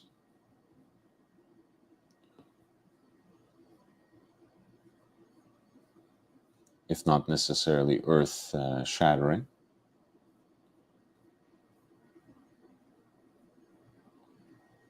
You have in that same price range this 6241, which is once again Rolex Cosmograph Daytona in stainless steel with the Paul Newman exotic dial in the white version.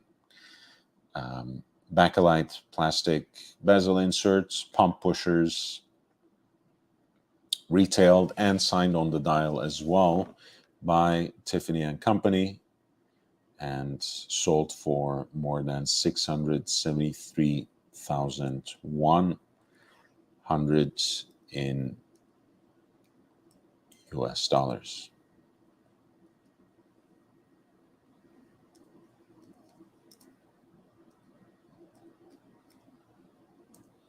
I think I need to take a quick break, but I want to pull up the next watch so I have at least your attention for the time being. I wanted to balance things out, talking about some vintage Rolex, at least, that goes beyond the Daytona, that takes us beyond the Daytona.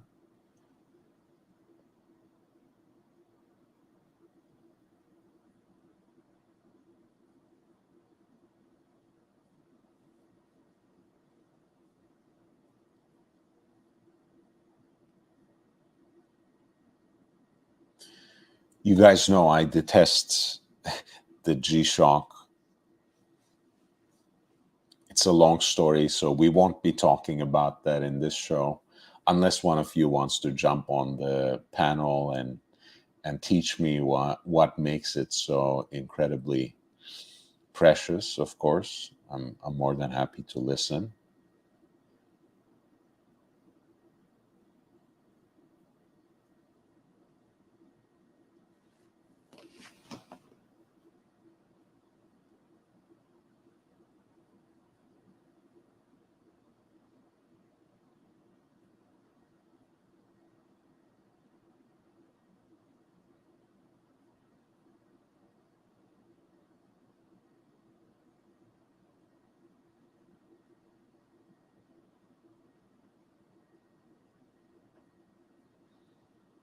Yeah, let's continue this theme again of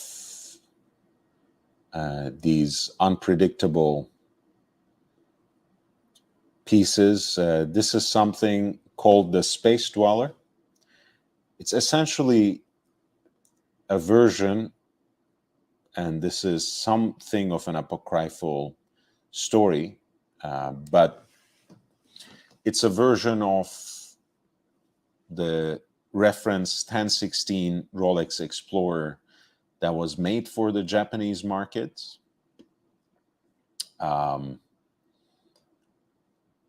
Around mid 60s. And this is a piece, again, that was sold and serviced in Japan. So it does come with service receipts that certify that.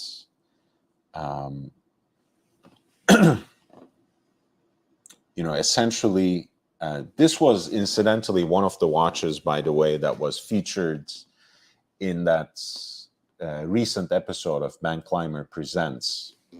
And apparently he has an example of the Space Dweller, and he was just being skeptical / realistic as to the provenance of this watch, saying that essentially you are paying for the dial, right? It's no one really knows with absolute certitude or certainty rather that there is such a thing as Space Dweller that falls exactly with this range, etc. And Tony was adding on that point, saying that this does more or less fall in the same serial number range as other Space Dwellers that have come on the market. But take a look at that. I'm going to take a quick break. I'll be right back. Please hit the like button in the meantime. If you have any extra questions, feel free to send them in with a super chat. If not, I do thank you in advance for your patience. And once again, I do want to thank I Love Maldives for generously sponsoring tonight's show.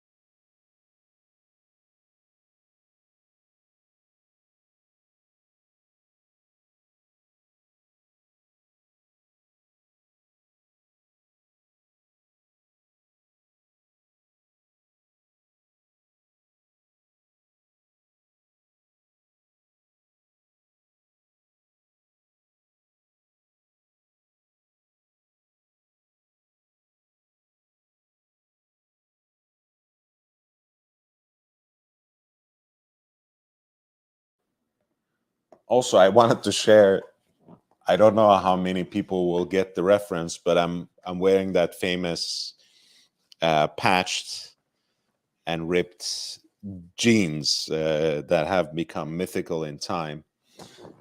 Just wanted to take a note of that now that I got up. So we're talking about the results from the Phillips New York auction. The results are not necessarily abysmal. You know, again, as I mentioned, I think in time, especially Phillips has made a lot of efforts to really choose watches, curate pieces, get pieces consigned with them that will sell with almost absolute certainty, and that was reflected in their impeccable track record in the last 3 years, which was only broken with one unsold lot in Geneva just very recently. But again, it's very streamlined. The reserves are extremely conservative, and by and large, again, comparing it to sales that Phillips has made, sometimes not even a year ago, sometimes a year and a half ago, the results have been on a significant downward turn. And we have seen, as I've mentioned before, that the watches that suffered from a certain speculation, one might say, but this kind of outsized interest that hyped them up beyond recognition, have suffered most from it. And maybe it is pieces like this Space Dweller, which is a very unique watch, a version essentially of the Explorer that was marketed for Japan in the mid-60s. Pardon me. Oh my God. I apologize. A reference 1016.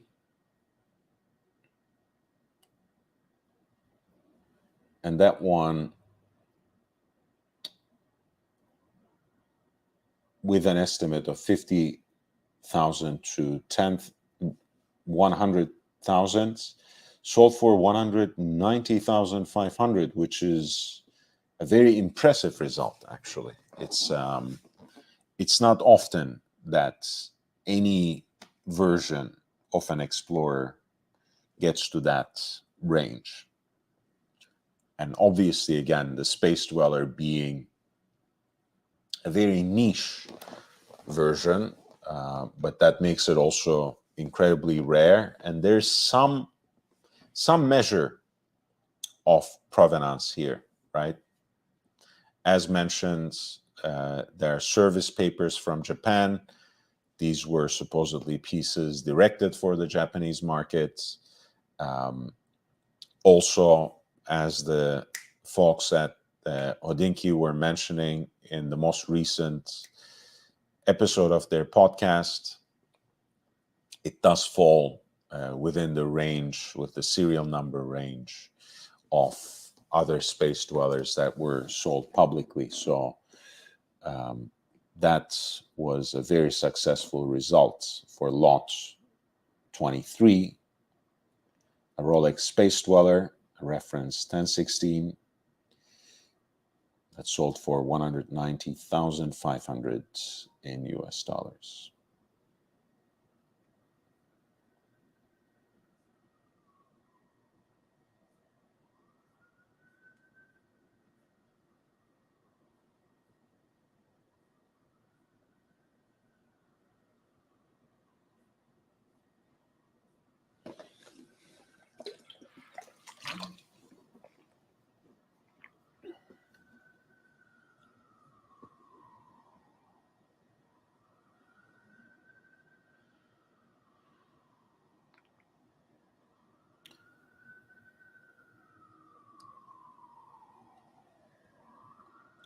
a 6262 Paul Newman exotic, the black version. 6262, of course, means pump pushers with a matching stainless steel bezel for the tachometer.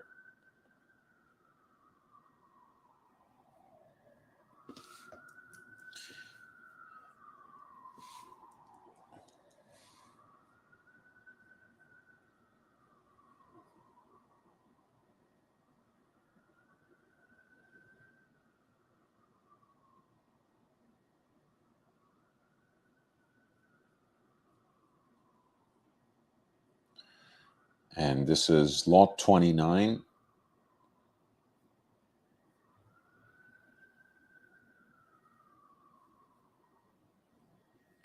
Which sold for more than $200,000.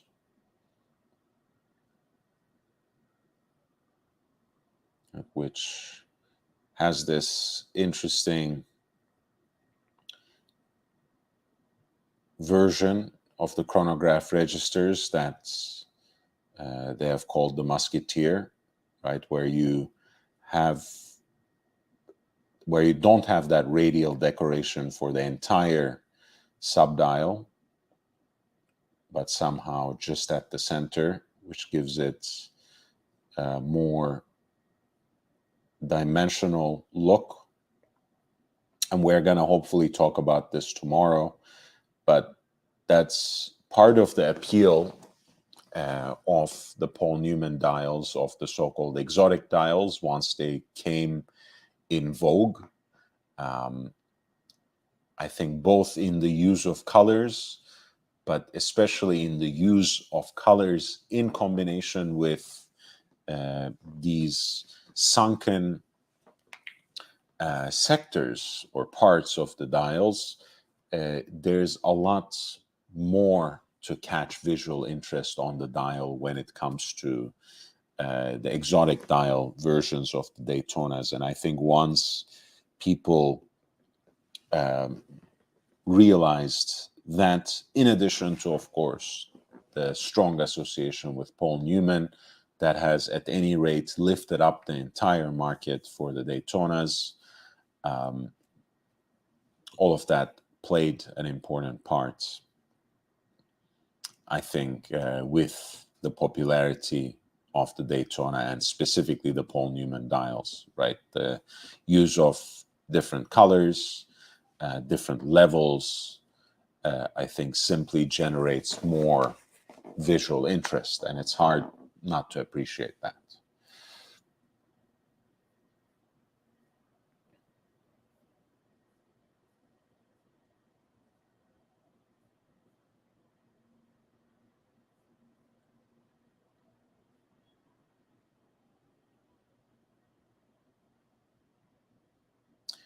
Lot 24, again, this is an interesting result because this is a very nice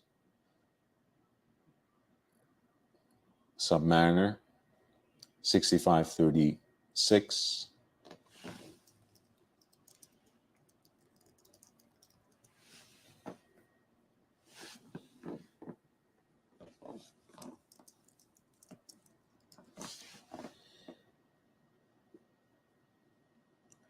Small crown.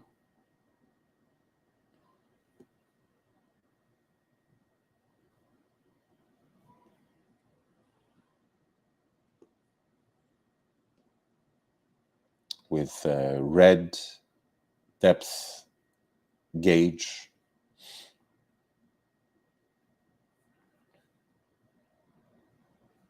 So again, incredibly desirable.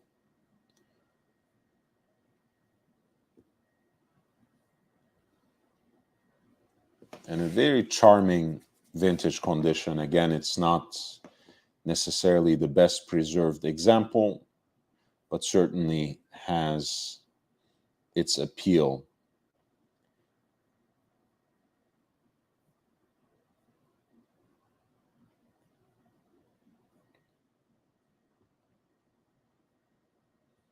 Black gilt dial, again, reds, the depth rating written in red. the matching bracelets. This was a piece that had a pre-auction estimate in the range between 50,000 to 100,000, and it sold for right above the low end of that estimate, 53,340. This is lot 24 for a Rolex reference 6536/1.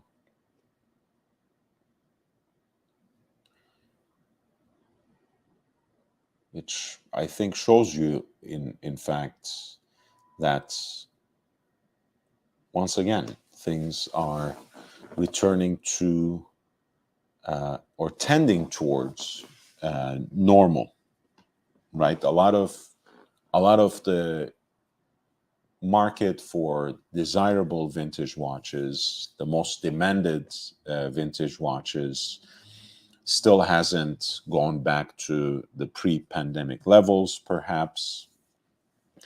In the same way, a lot of the market for the hype watches, the holy trinity of hype, right, between the Daytona, the Nautilus, and the Royal Oak, they have also not dipped all the way back to how some of these watches were trending before the pandemic, even though arguably the hype for all three of them actually had their own trajectory and can reliably be dated to a time well before the pandemic when it comes to the Daytona, certainly before the pandemic when it comes to the Royal Oak, a few years before the pandemic, and with the Nautilus, certainly a trend that you can date back at least to 2016. So those things have not necessarily gone back to pre-pandemic levels, but that doesn't mean that the downward trend is in any way negligible. Another example of that would be this beautiful gold version of the Zenith Daytona. This is 16528. What a fantastic watch. I think one of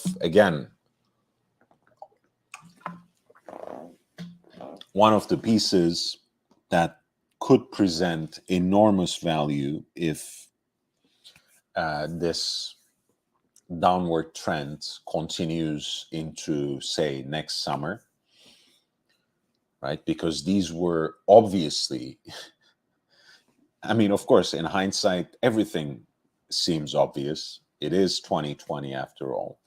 But these were great to grab, of course, when they were trending right around $25,000. But the fact that they are, even in these kinds of popular platforms, the fact that they have dipped once again under $40,000, and they had gone above that in important instances, especially on this kind of auction, I think that's very encouraging. And you know, there can be some great deals, and probably all of you know by now my preference, you might even say favoritism, for the 5-digit Daytona, for that first generation of self-winding Daytonas that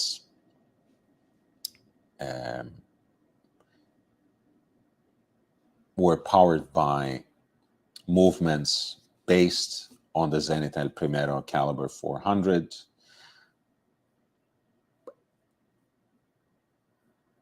I think these are great watches. In gold, you know, I think they had been underrated. They seem to have found their value at a certain point.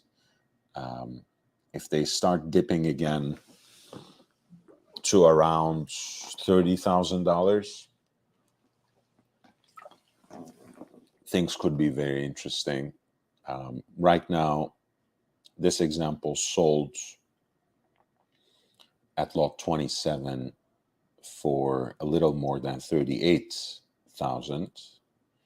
Beautiful champagne dial with black outer rings for the chronograph registers.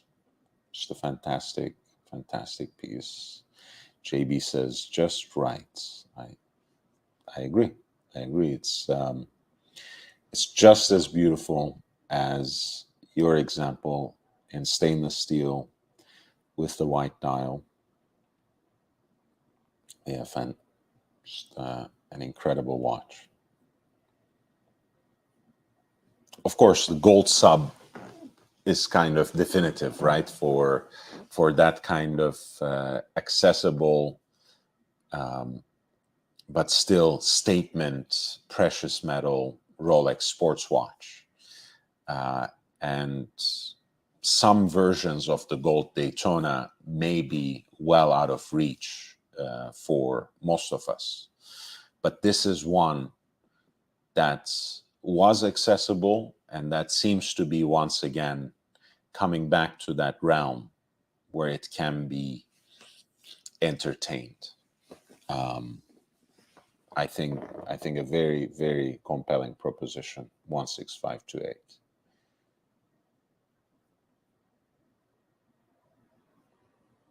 Now, speaking again of those vintage classics that usually don't disappoint when they come up in auction, especially when they're this good. This is the so-called Jean-Claude Killy, the Rolex Dato Compacts. Here in its reference 6036.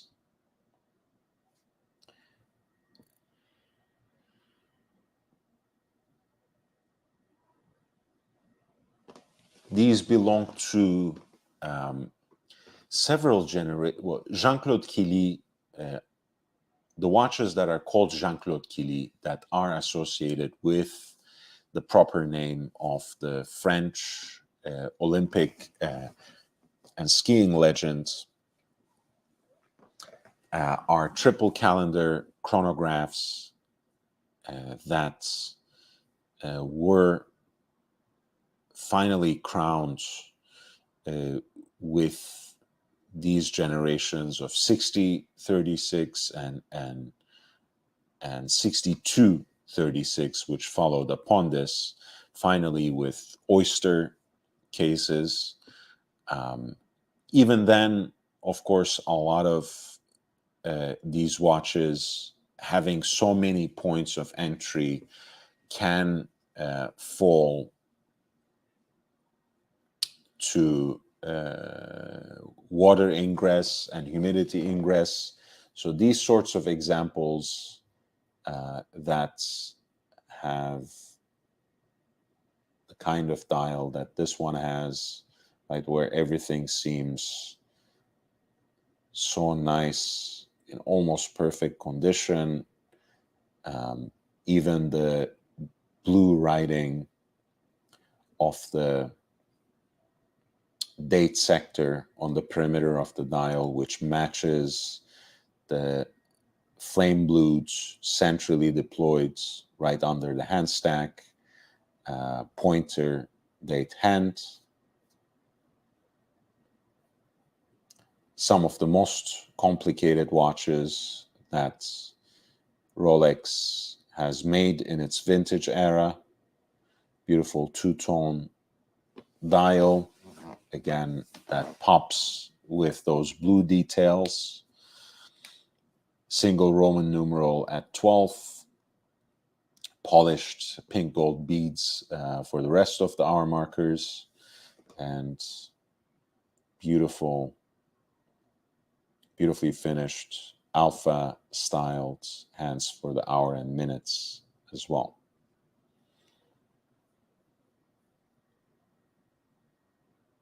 This is really, again, a classic vintage Rolex piece in top condition,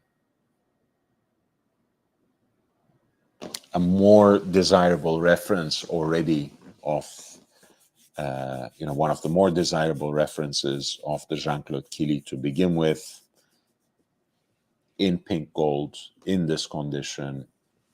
It's hard to go wrong, right? And again, once again, a testament to the fact when it is a rare piece in desirable condition, in a well-preserved state, it is going to still grab attention in this kind of platform, on this kind of occasion. So the pre-auction estimate was set between 200,000 to 400,000 in US dollars, and lot 28, which is the Rolex Dato Compacts from around 1950, reference 6036 in pink gold, the Jean-Claude Killy triple dates chronograph, sold for more than $500,000, 508,000.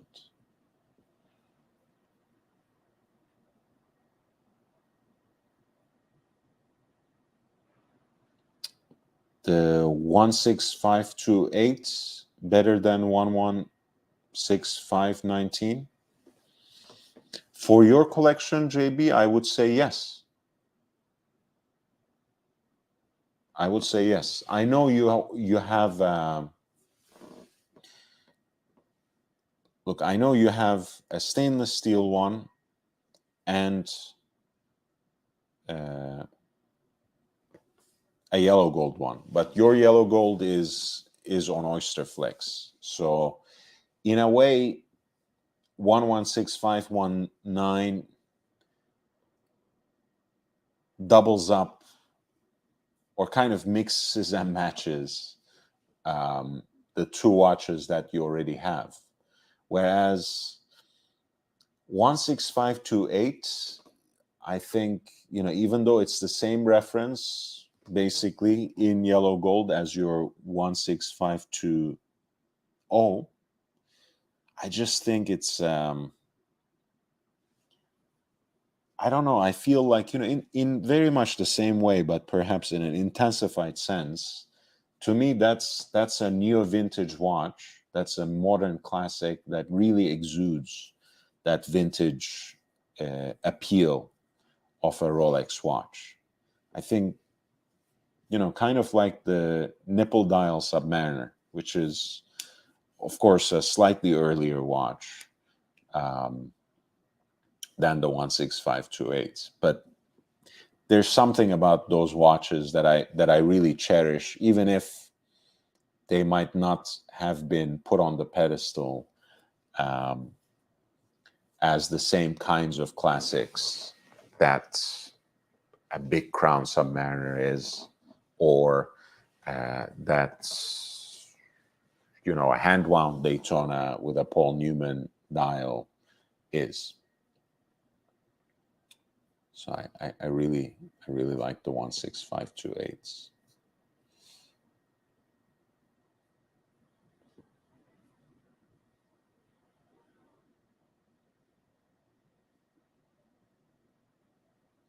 There was an interesting Tudor Submariner.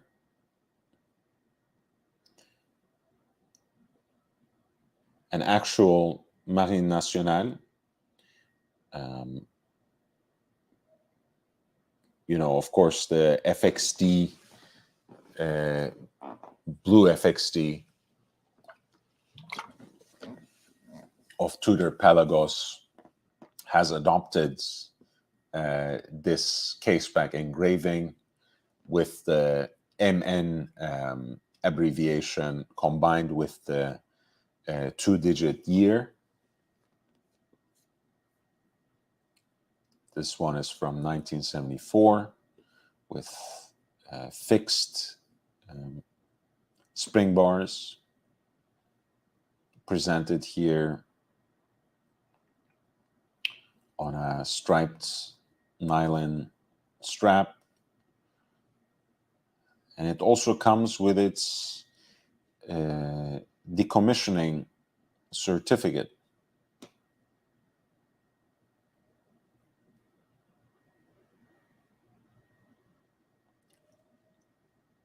which is very cool.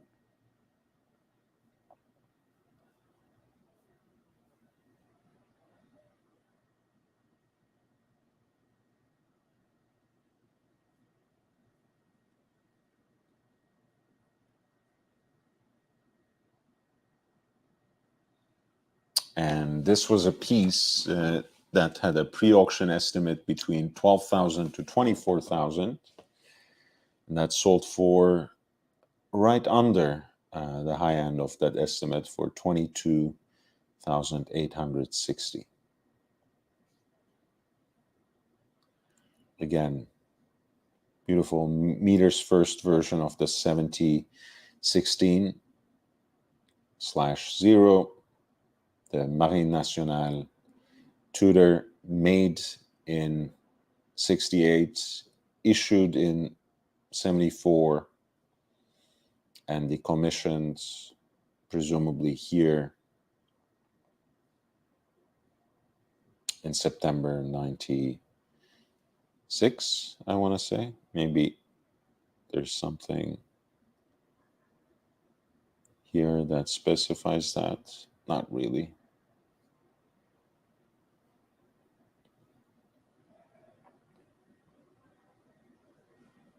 This is cool. This was lot 19 for a Tudor Marine Nationale Submariner from the late 60s, commissioned in 1974, or rather issued in 1974, decommissioned in the 90s, and sold for 22,860.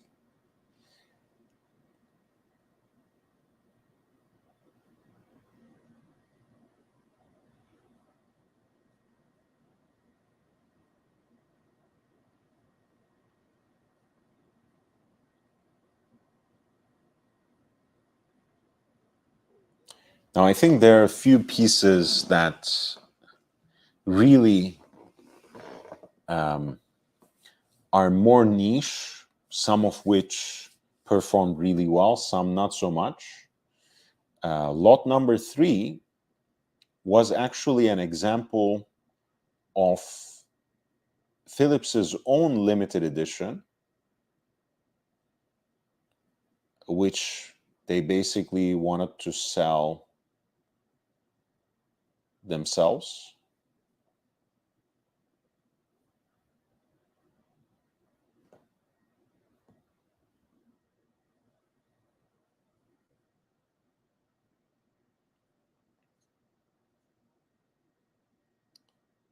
Okay, consigned by the original owner.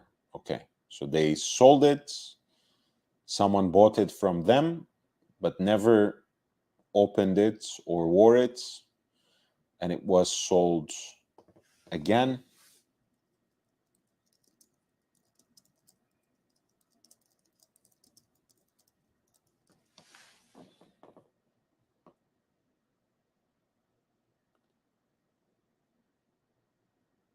I want to say this was listed, I think, for around $17,000. Limited edition of 50 pieces. This is illustrative purposes only. It had a very streamlined version of the dial that eliminated even the small seconds indicator and dispensed with branding. Instead, kind of had this sector dial design. You guys know I really love the Bulgari Octofinissimo, but you know, it might be what they call this segmenting design. So it might be quite divisive in the manner of opinions, but I like how it uses that classic interplay of the circle and the octagon that characterizes Gérard Janta's design. And I also love how multi-layered it is, in the way that makes the case seem even sculptural.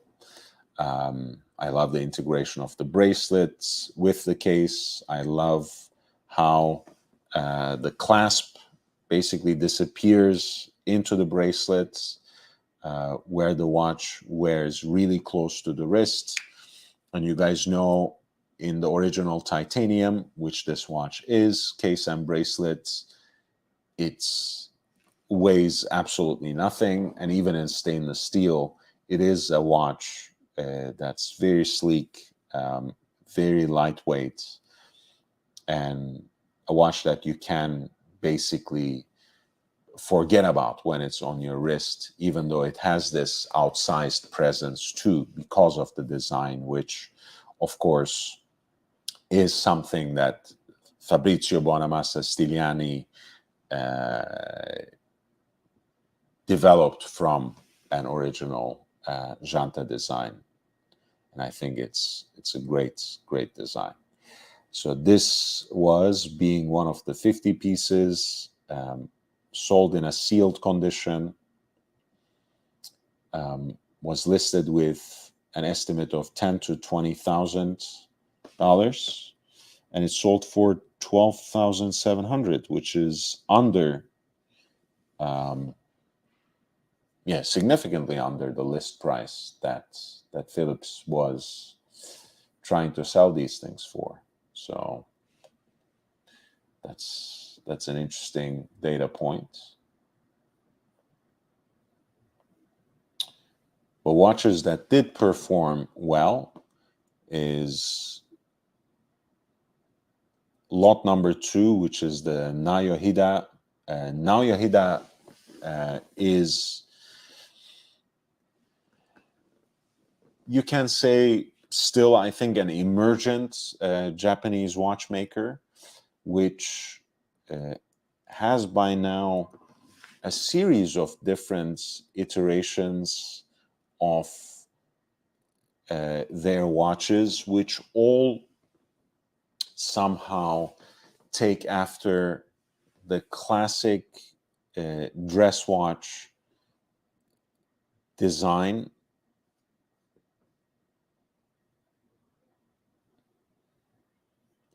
There are less than 100 made every year, and even though they have movements that start their life as generic, these are watches that have a lot of handwork, a lot of craftsmanship that goes into them.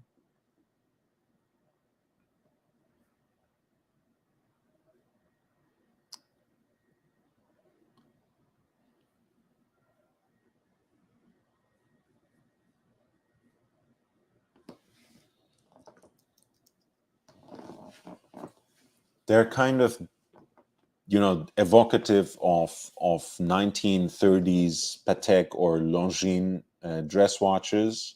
So much so that Longines basically took this engraved Breguet numeral dial design and applied it to their own 190th anniversary series. At least that has always been my feeling. But I guess that's the kind of transactional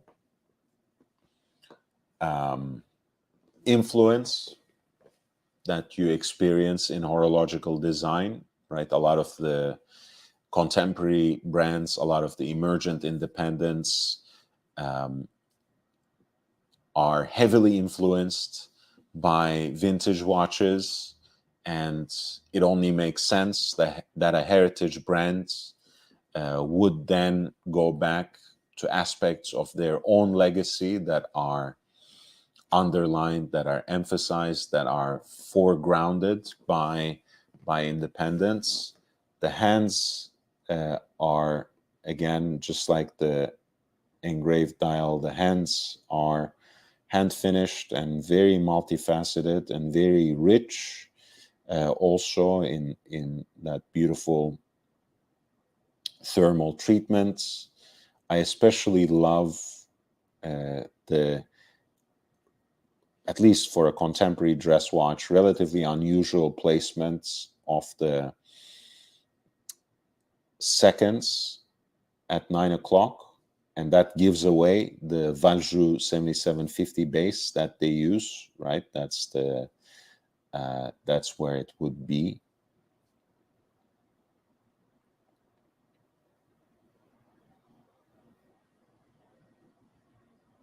Yes, this is a Type 1C.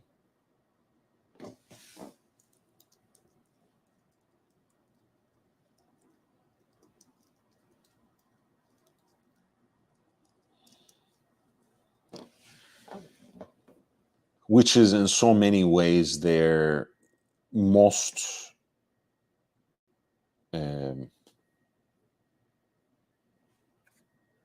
most classical, most conservative kind of dress watch design. Again, as I said, they have already matured in a way as a brand that they have so many different takes.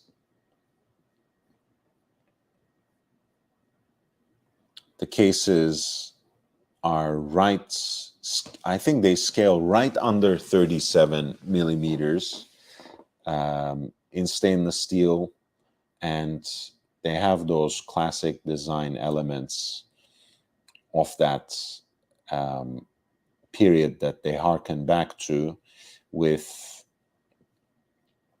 lovely downturned lugs that are very suggestive. I mean, it reminds me perhaps of an even more stylized and compact version of the early FB Journe cases.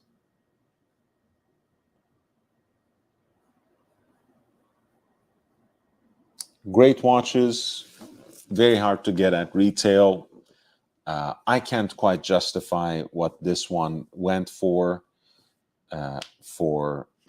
what this piece is, but clearly it is a result. It is a hammer price that speaks to how desirable these pieces have become more and more.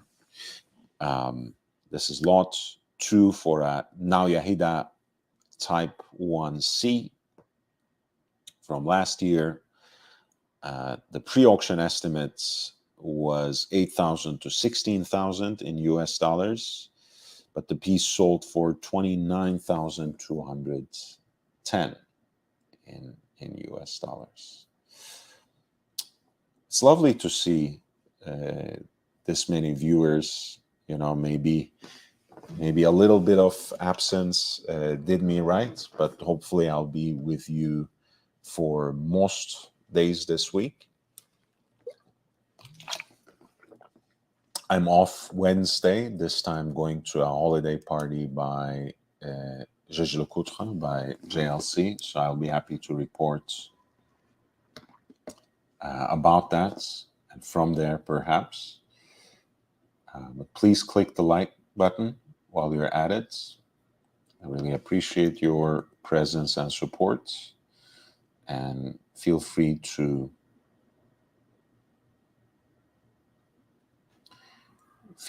contribute to the channel in other ways if you wish. Certainly, you know, sending a super chat, super sticker is always an option. You can leave super thanks as comments once this is published. You know, it says a live stream now.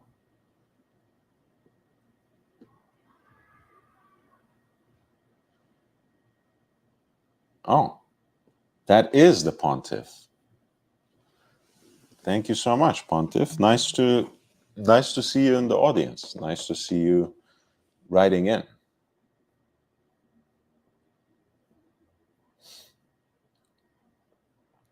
Yeah, I really like the styling of this watch, and it, you know, I guess, of course, it would be much better to get it at retail, but you can understand the kind of desire or demand that it generates as well. Right? Imagine something that appeals to people who collect vintage Patek, right? That's not a lot of money for a modern watch that you can wear on an everyday basis, that reminds you of that same ethos, is proportioned like a vintage watch with a slightly contemporary take, not too small, not too large. And it has these handcrafted details that that you might no longer find in a lot of dress watches from elite makers. So that would be a justification for how much these watches started going for.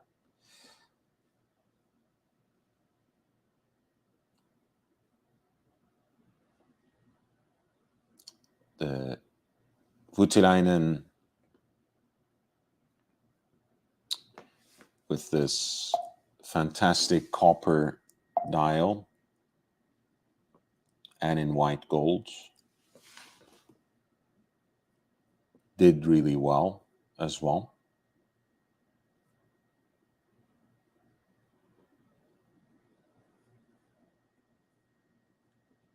Again, distinguished, of course, in so many ways by the various patterns of engine turning on the dial. A brown dial that kind of gives you a copper tone. Those hand-finished observatory style, hands for the hour and minutes, white gold with flame blued stainless steel loops and details.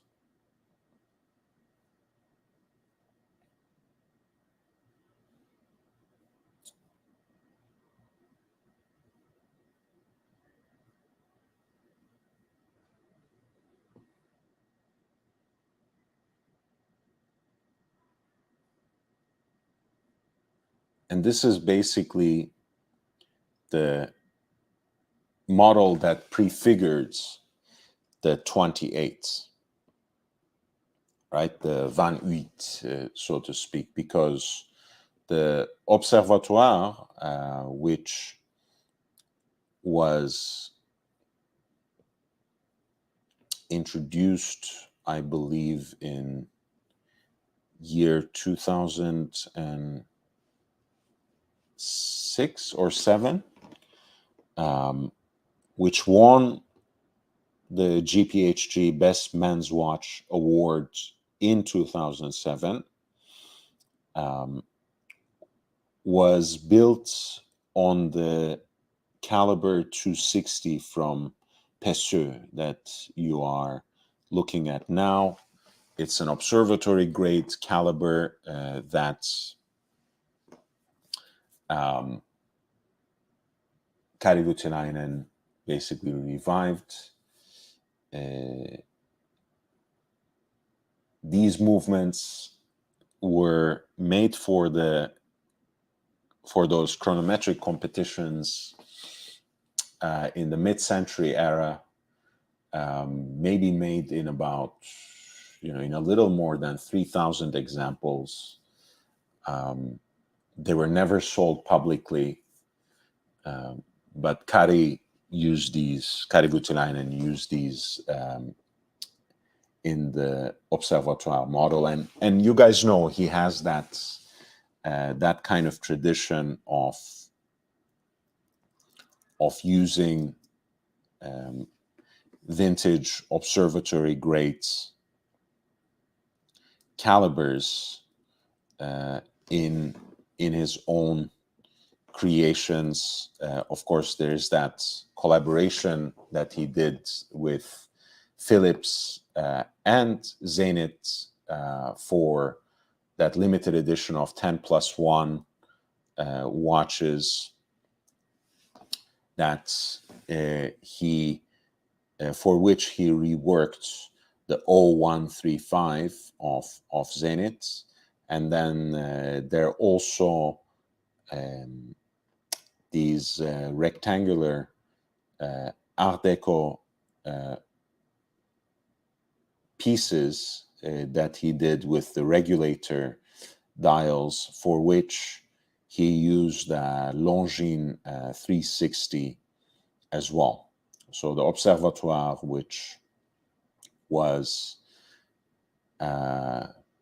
precursor or predecessor to the 28 to the 28, is perhaps where that tradition begins, right? With Carré reworking that observatory grade Pesseux 260, and there are probably less than 50 of these, which can also explain the price realized here, which again is not groundbreaking, is not earth-shattering in one level, because you can imagine, with the recognition that Carré has been enjoying more and more recently, that something like this could have gone for even more. But I think it's still quite impressive, of course, that it sold for 215,900 against an estimate of 80,000 to 160,000. Again, I think a supremely elegant watch that represents the early era of the guy who belongs to the horological Mount Rushmore, as certified by me. But joking aside, really, one of the early pieces, very limited pieces of one of the most recognizable names today in independent watchmaking. And again, this is kind of, it's perhaps not, it's much more limited and much more niche than FP Journe, but Voutilainen in many ways, even though you will have to wait quite a bit, is also somewhat realistically accessible because it is made in more numbers than Philippe Dufour can crank out in terms of simplicity, right? But even within that niche territory, that's never really as rare as or stratospheric as Roger Smith or Philippe Dufour. These are the kinds of pieces that are even more rare. So for a collector obsessed with Kari Voutilainen, or invested in collecting early and limited examples of today's greats of independent watchmaking, this must have been a valuable piece indeed. That was lot 8 for Voutilainen Observatoire, the precursor to the 28, the version that was chosen the best man's watch in GPHG 2007, and that is powered by the Pesseux caliber 260 in Kari Voutilainen's rendition, sold for 215,900.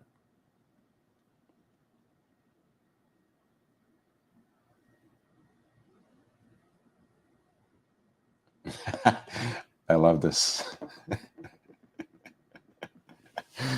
I don't think, look, I mean, I get I get once every so often appearances by the Pontiff himself on my panel. I get him in the chat. I don't know if I will ever get to the point where I get super chats by the Pontiff himself. I don't know. I don't believe that will ever happen. But speaking of independents that perform quite well,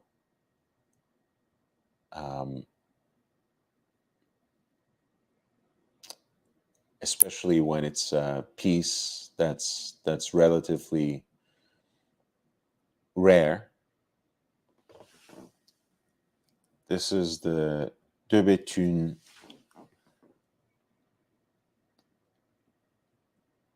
Dream Watch number 5, titanium with an incredibly futuristic design.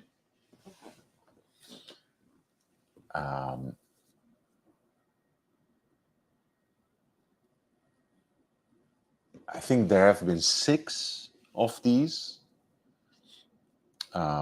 Very experimental, of course. Its appearance, its design, invoking kind of a spacecraft,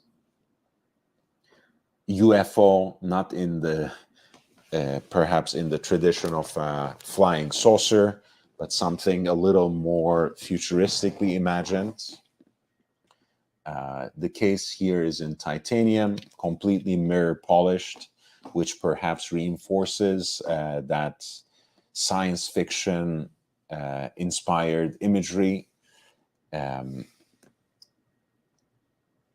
The time is read out from that opening in the form of jump hour and wandering minutes. And of course, in an aesthetic that we associate very intimately with De Bethune, very recognizably with De Bethune, it also has all these titanium, blue titanium elements as well.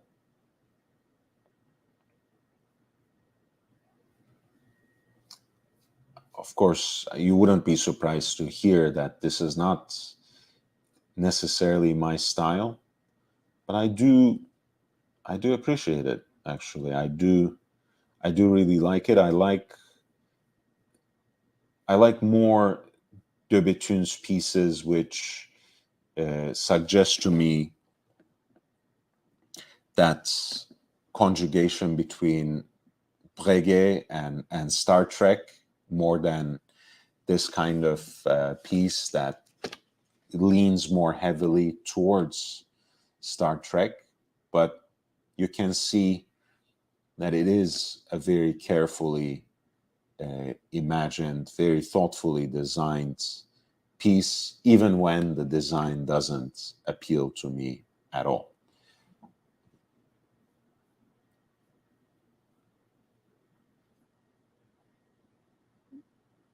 It's a hand-wound caliber.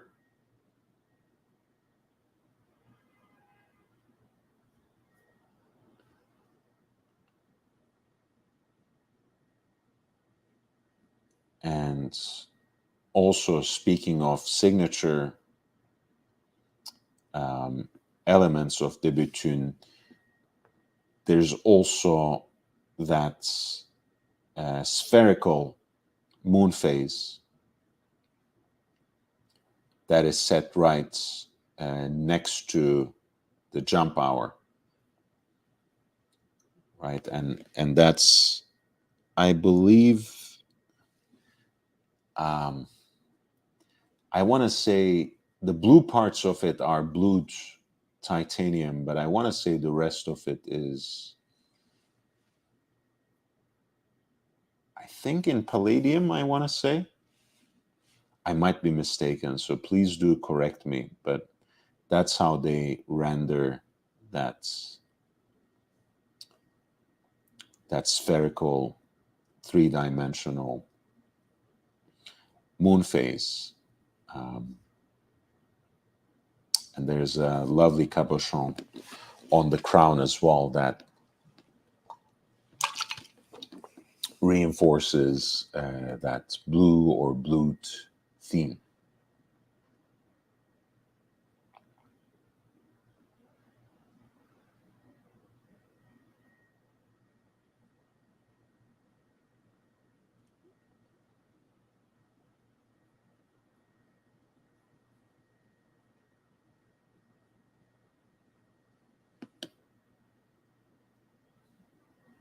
And you can see also elements of the movement through that porthole. Of course, with that special in-house balance wheel made from silicon and palladium. Those white gold weights. Heat blued titanium balance bridge.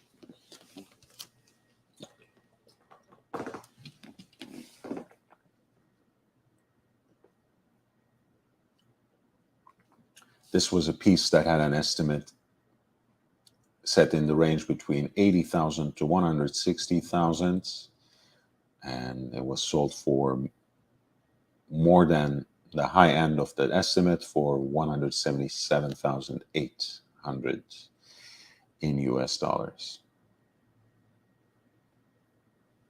Good night, JB. I have maybe a little more than half an hour left, but it was nice to have you, and thank you so much for your super chats and for your consistent support. I really appreciate that.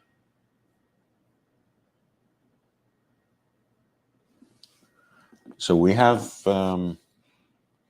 just a few,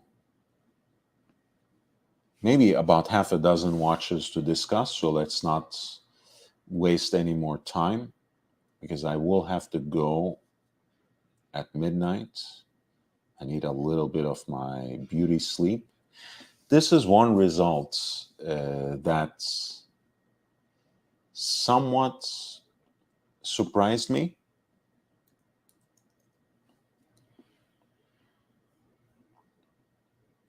Lot number 12. This is a George Daniels piece, namely the George Daniels Millennium, which was a limited series of 48 pieces. This one is in yellow gold.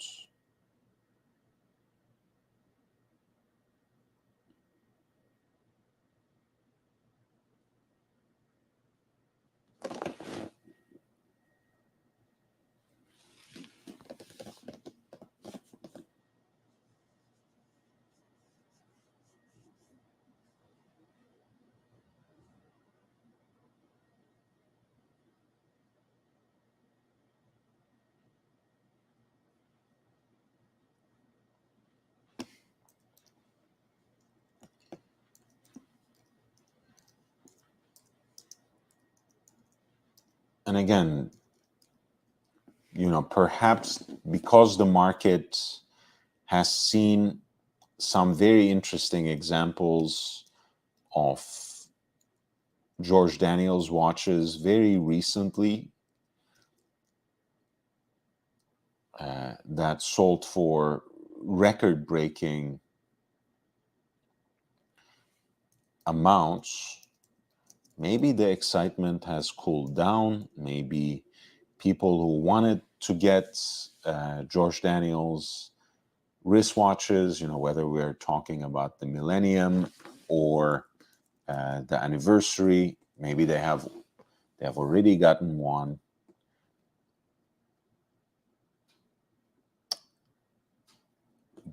But that being said,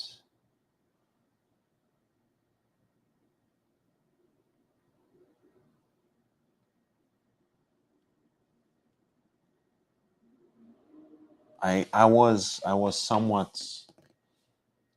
surprised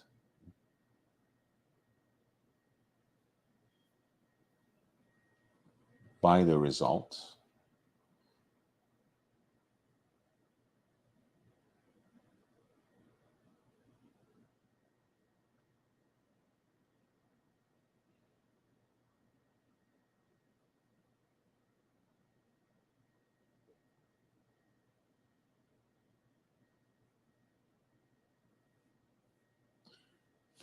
Because obviously it's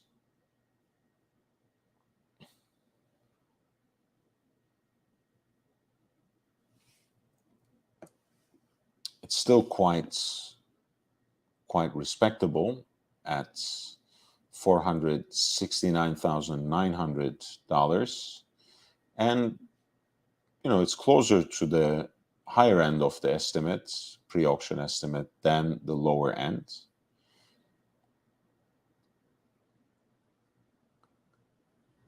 But for example, Bonhams in the summer of 2021, on June 15 specifically, sold a yellow gold example of this piece for $732,274 in US dollars. So, it is, again, it should tell you something about how the market is trending, even at these niche pieces that at one point used to go for stratospherically high prices whenever an example came onto the market. And again, we're talking about George Daniels, arguably the forefather of not only British watchmaking in the modern era, but in so many ways the forefather and precursor of the current efflorescence of independent watchmaking that we see, even though his method was very specific, as he laid it out on his book on watchmaking, and also it was a method that depended on the work of a single watchmaker, which is not how most independent watchmakers actually operate today. There are only a handful names who actually work like that, and one of them is, in fact, Roger Smith, who was his protege. And I think the German watchmaker Christian Klings worked in that way as well, to share another recognizable name, but he has since retired.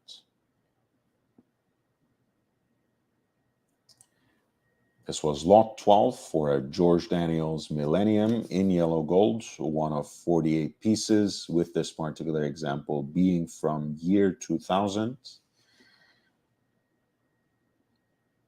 Against a pre-auction estimate of $300,000 to $600,000 US dollars, the watch was sold for $469,900 in US dollars. There was a George Daniels anniversary, which happens to be a more desirable model overall, something that has a higher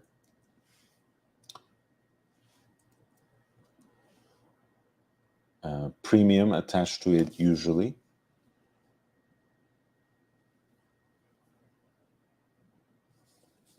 And I think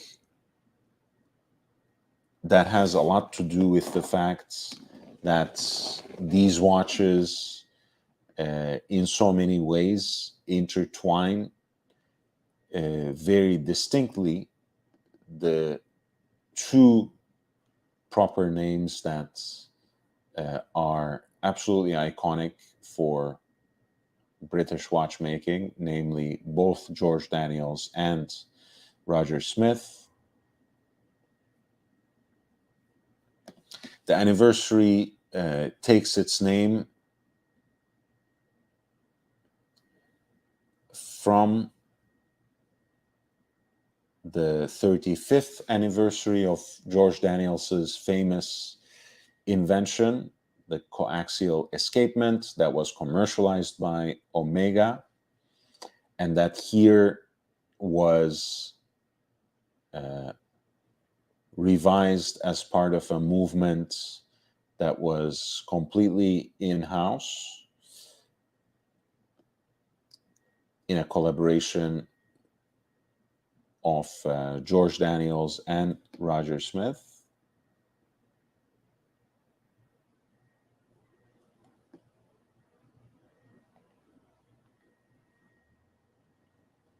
And again, when you look at the architecture, but more importantly, the finishing of this movement with its frosted gilt bridges and those oversized thermally treated screws, it also has this inevitable charm of the association with those classic British pocket watches as well. It's quite an amazing movement, both from a horological and aesthetic standpoint.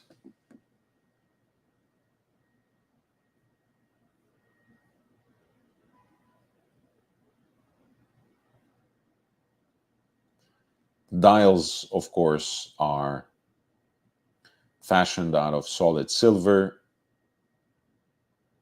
engine turned by hand, with a variety of different decorations. Have a basket weave at the center of the dial, which is repeated in the off-center small second subdial at 4 o'clock, but in a different direction, kind of a fish scale pattern in the form of an upward facing crescent that envelops the main dial. And Claude Paris for the pointer date subdial, as well as the power reserve indicator, the arrow hands, and just a beautiful gilt track for the Roman numerals that complements the yellow gold case.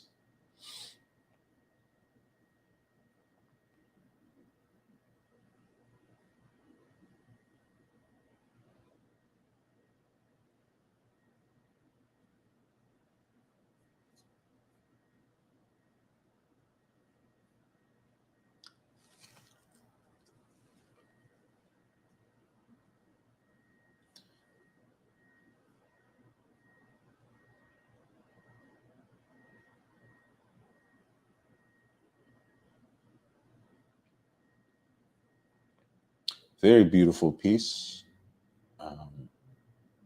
And a piece, again, that sold and sold, you know, at a price point that's easy to say, you know, that doesn't quite roll off your tongue, so to speak. But I think this was relatively low for an anniversary. In fact, this brings us back in many ways to right before the pandemic levels.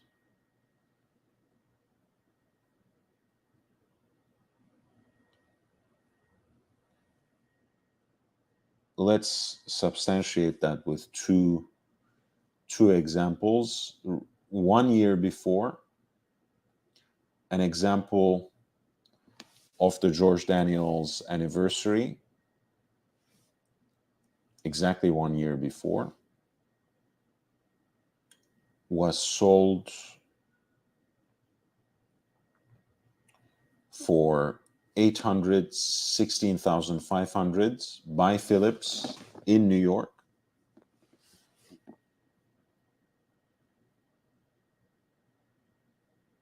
And interestingly,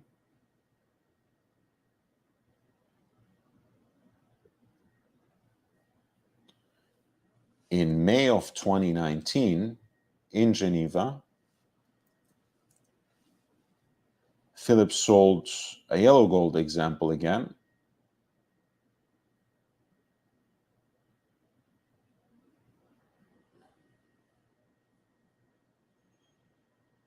Also before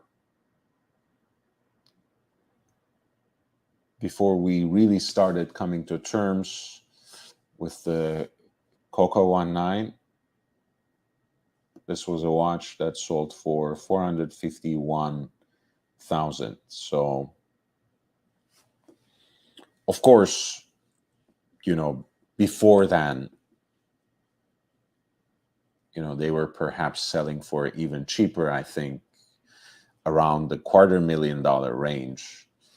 But what I'm saying is, even for pieces like this, which are, again, in so many ways, for that absolute upper crust of watch collector, it seems things have calmed down significantly.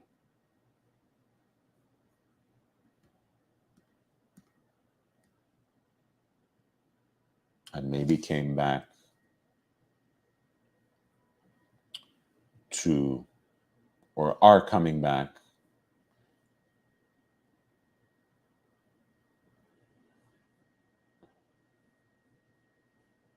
to pre-pandemic levels, perhaps.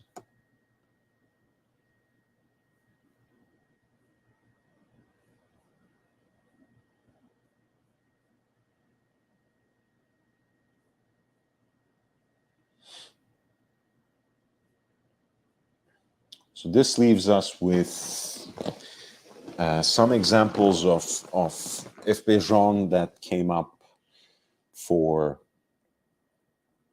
auction and sold fairly well. Although, again, surprising results in so many ways. Like this example of the chronomètre Souverain, which is basically only the second one, right? Number 002 from January 2nd, 2007. I don't know, maybe people don't go crazy about that. Maybe it's only number 1 or number 0, which is a prototype or perhaps a personal example that really would drive up the prices. But I would expect something like this to sell for an insane amount. But at lot 7, this basically sold for less than what chronomètre bleu goes for still these days. So that was very interesting for me to see that such an early example of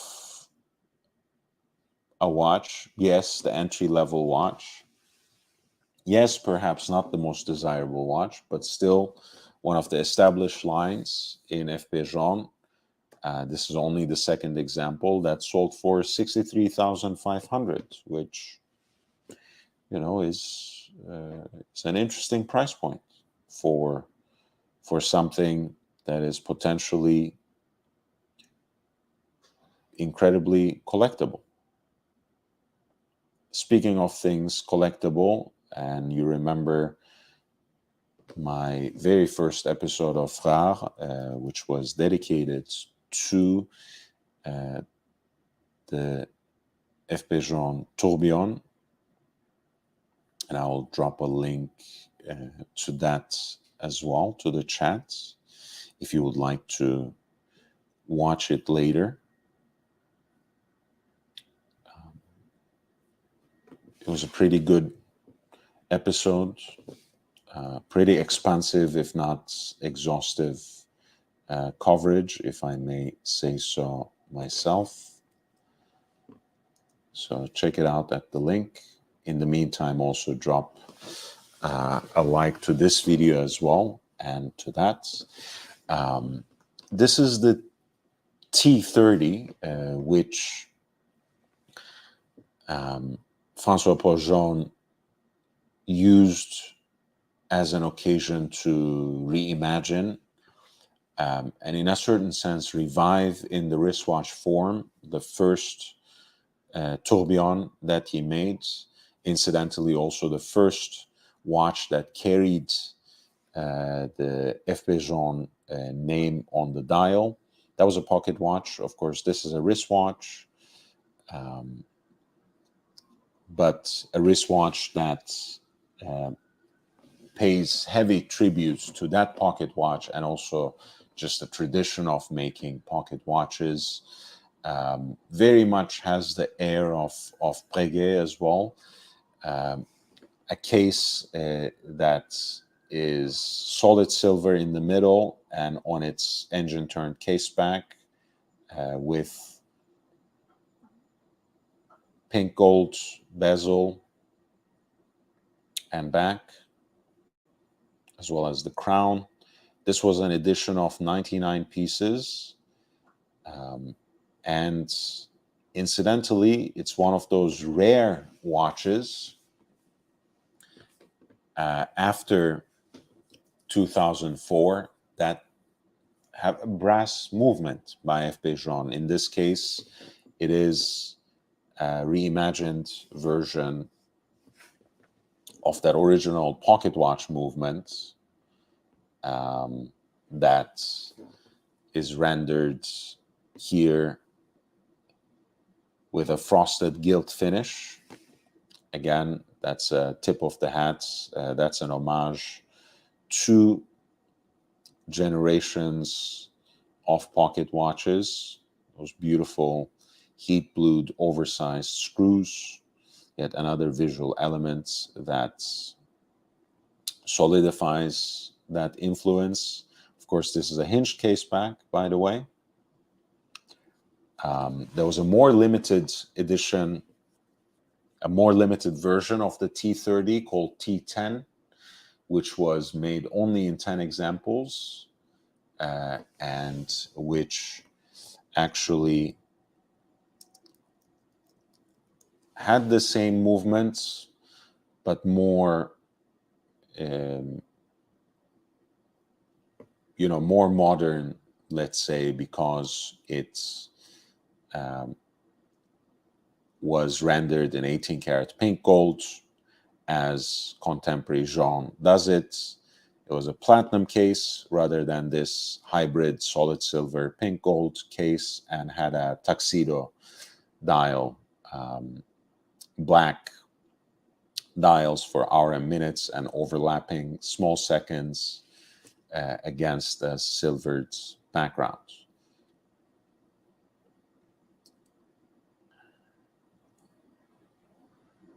This is again one of the pieces that performed quite well. The T30 at lot 11 had a pre-auction estimate in the range between 180 to 360,000, and it sold for 317,500. And there's not an enormous amount of data on these, of course. So it's not really fair to compare. But again, this is not the most impressive result at all, because you can go, for example, back to May in Geneva, where an example sold for 424,000. Again, in Aachen in May, an example sold for more than 457,000. And just recently in Hong Kong, an example was sold for 386,000. Not to mention an example sold about 2 years ago, exactly 2 years ago, by Phillips in New York for more than 529,000, more than $500,000. So once again, right, even at that niche, which admittedly sells well, but not near the heights that these watches have seen in that purple patch in 2021. A purple patch for the auction houses, of course. I think it was pretty dark for the rest of us.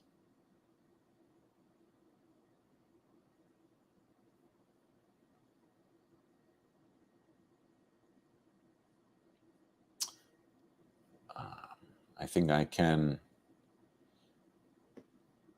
do maybe 3 more watches, and I'm going to use my rights, my chance for the FP Journe as well. In this case, there's a lovely example from the ruthenium collection, which I really like, as you guys know.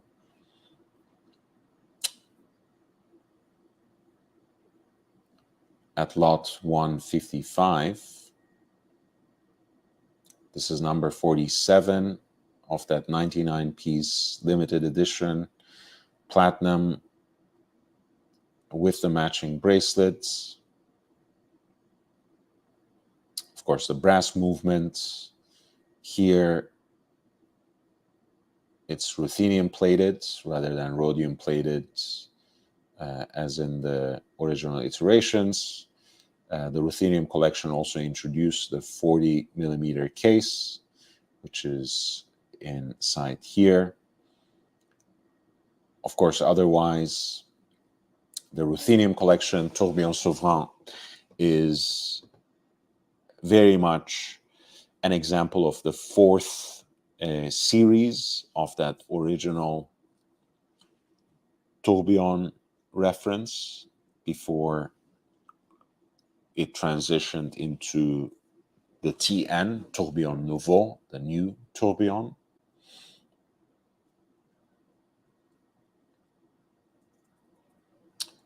You gotta love the balance of this style and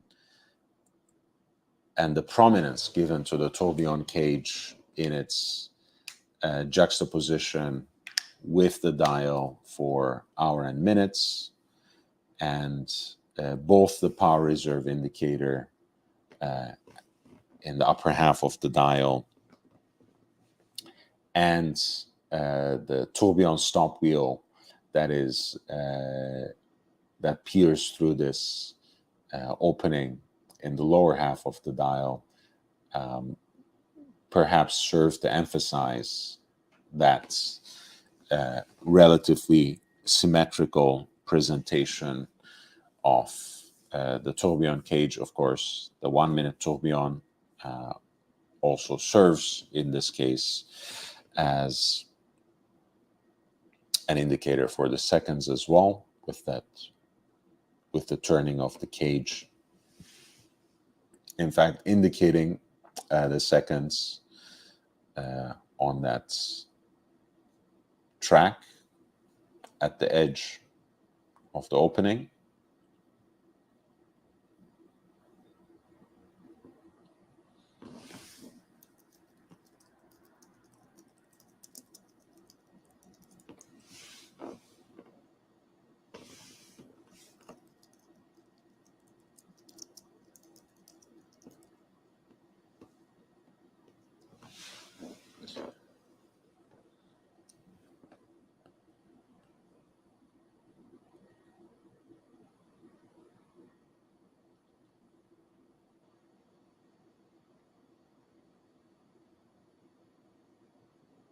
And again, to me, this is an extremely fascinating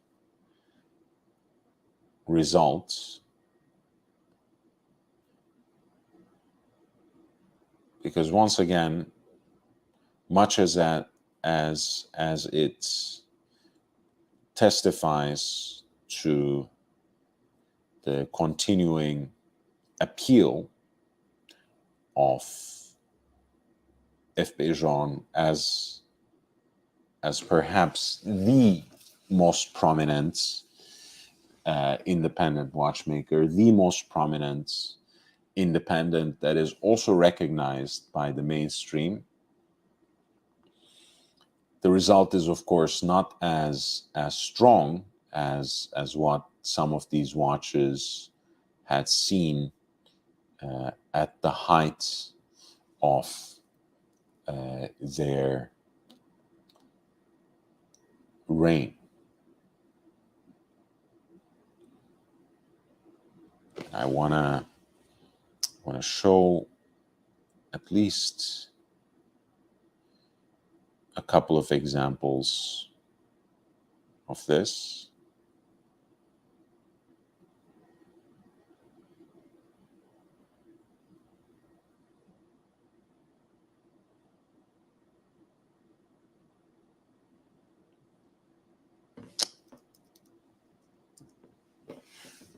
I had this open, but I can't find it so quickly now. So let me see.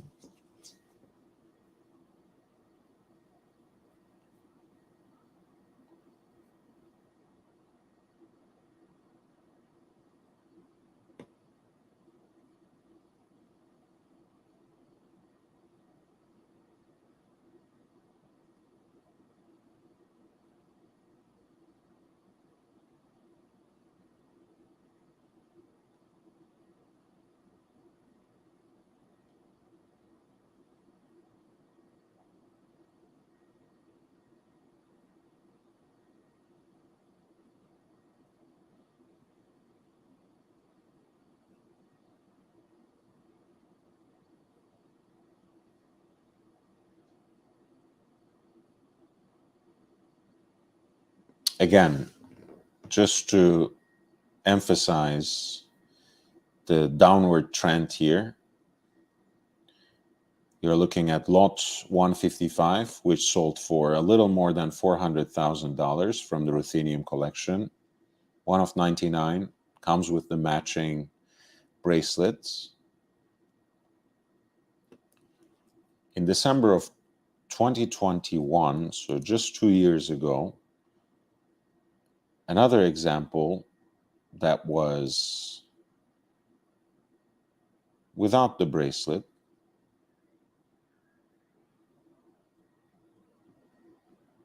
sold in New York for $567,000, beating the estimates by more than 200%.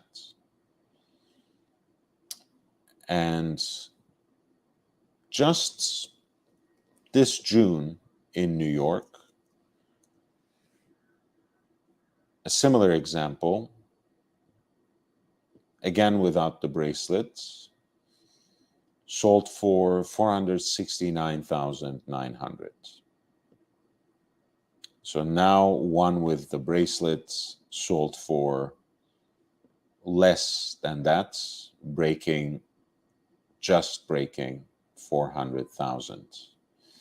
So that's I think an important data point again, just to notice even the most desirable pieces that sell for a lot of money are significantly, at least noticeably, losing part of that value, which was arguably inflated.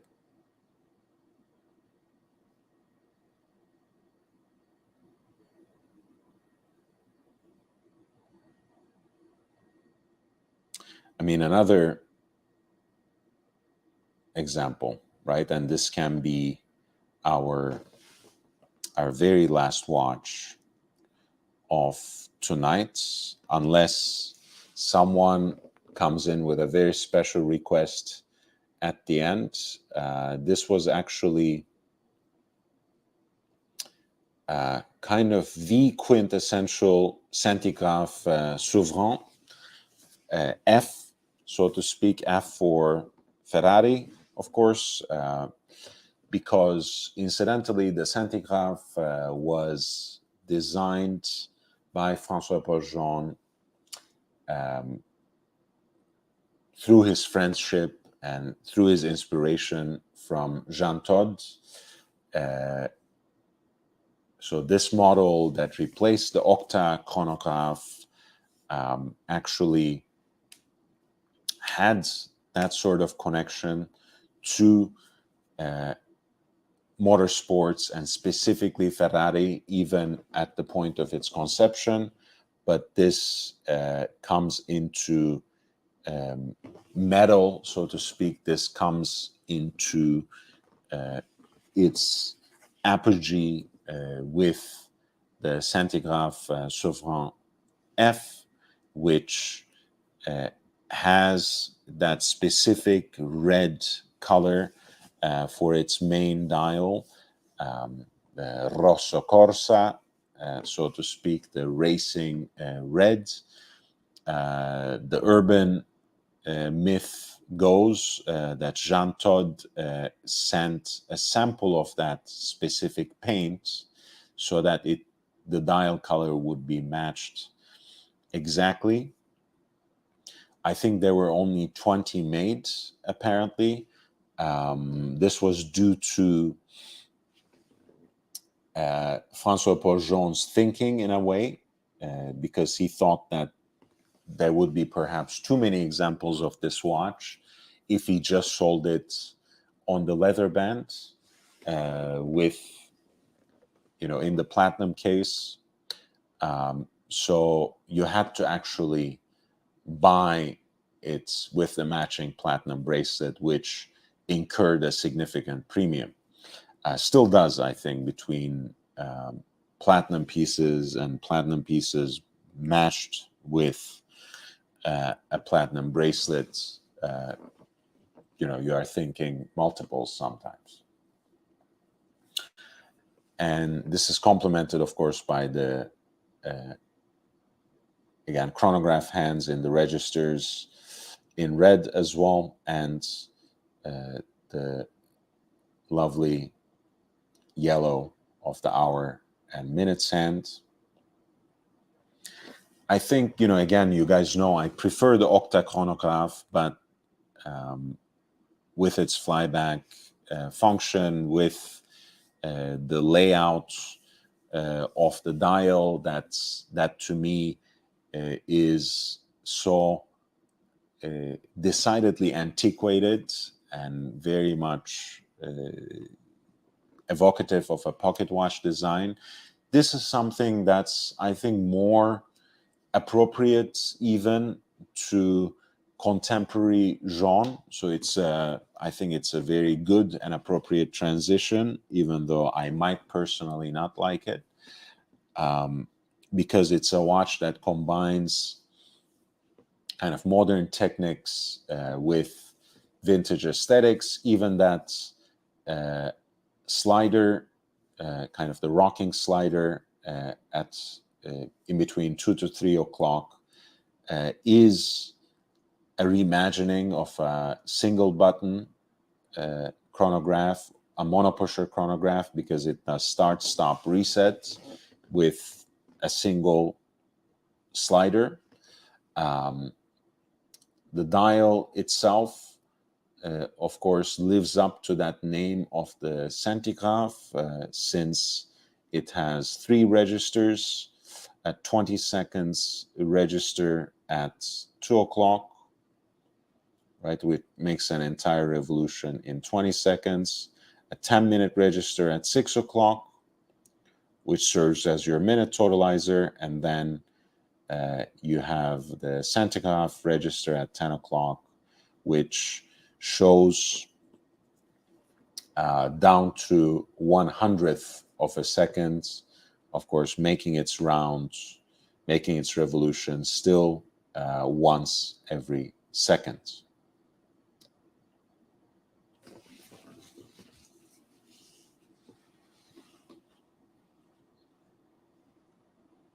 Again, one of the presumably 20 examples.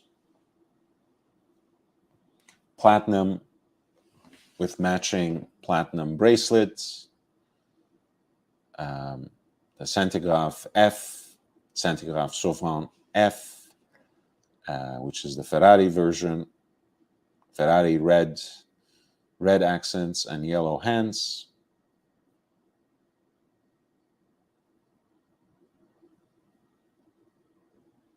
The estimate was 200 to 500,000 in US dollars, and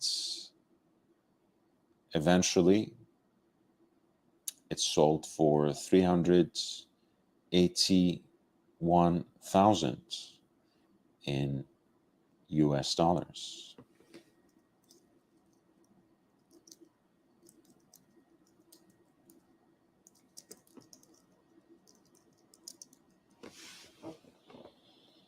And now again, this is not a watch that we can find in so many examples that were sold on public auction, but that shouldn't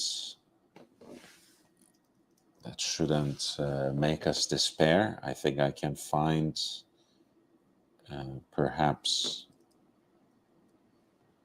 1 or 2.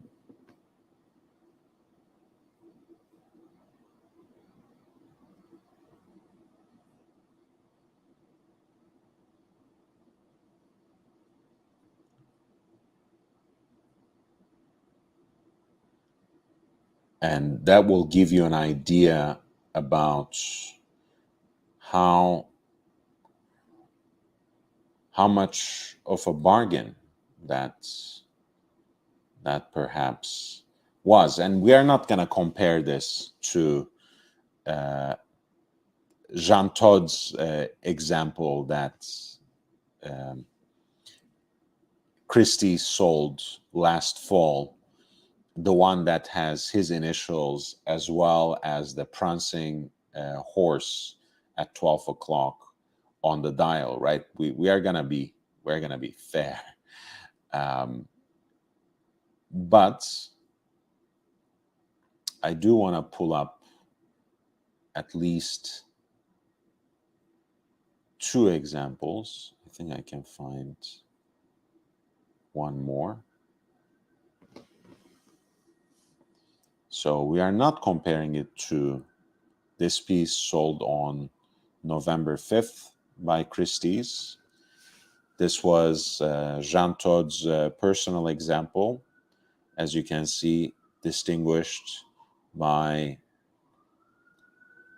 the actual prancing horse logo for Scuderia Ferrari that replaces number 12 and his initials.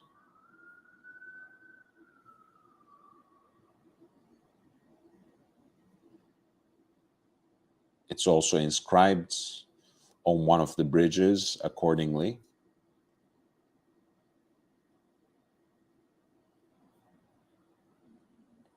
This one sold for almost $2 million, so unfair as a comparison. But we can compare it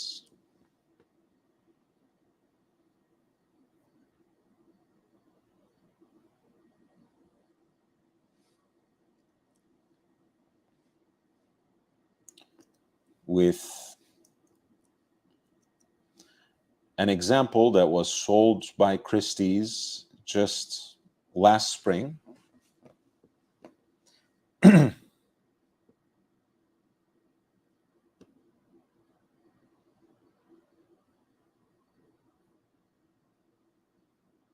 That sold for 589,000, almost 590K. Whereas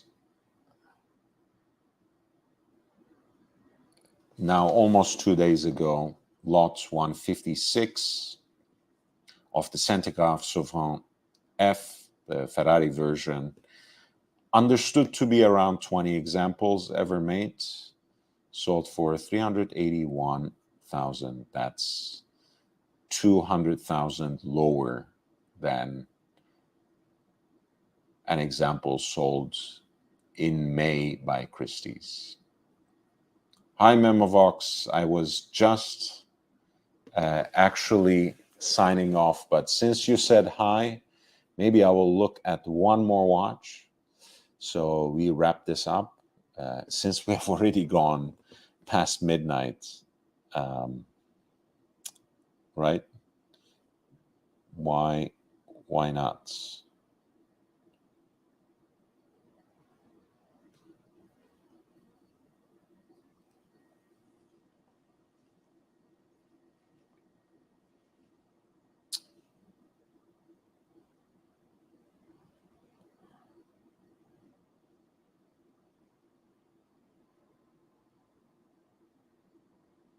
I think, you know, there are a lot of interesting things here. I think one example we can most certainly highlight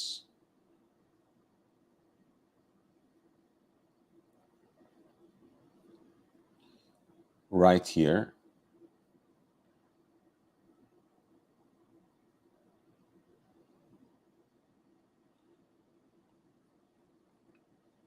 is 149. And I was, you know, the reason I was stuttering there is because these are all extremely attractive price points compared to how these watches were exchanging hands around a year ago, not even, right? The 5170 with the blue dial baguette cut diamonds selling for right above, you know, just barely crossing into six figures. That was interesting. 3970E, you know, what to me is another one of those neo-vintage classics, the quintessential Patek Philippe perpetual calendar chronograph. In my humble opinion, most people prefer the more modern, the more contemporary dimensions of the 5970, but this one for 82,500, that again sounds extremely reasonable. But let's settle on lot 149, which is a 5970p, the more modern 40 millimeter Patek Philippe perpetual calendar chronograph, that last generation that was still built on the Lemania CH27 base before the introduction of the in-house chronograph movement. The beautifully sculptured spider-like lugs, which give it perhaps even more of a wrist presence, pardon me, and the black dial contrasts beautifully with the cold metal of the platinum case, with its certificate of origin.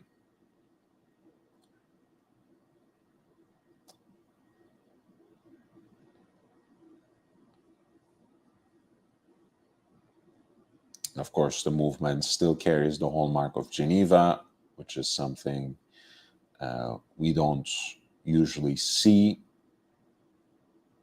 bar for these kinds of exceptions after 2009. And this piece sold for 254,000.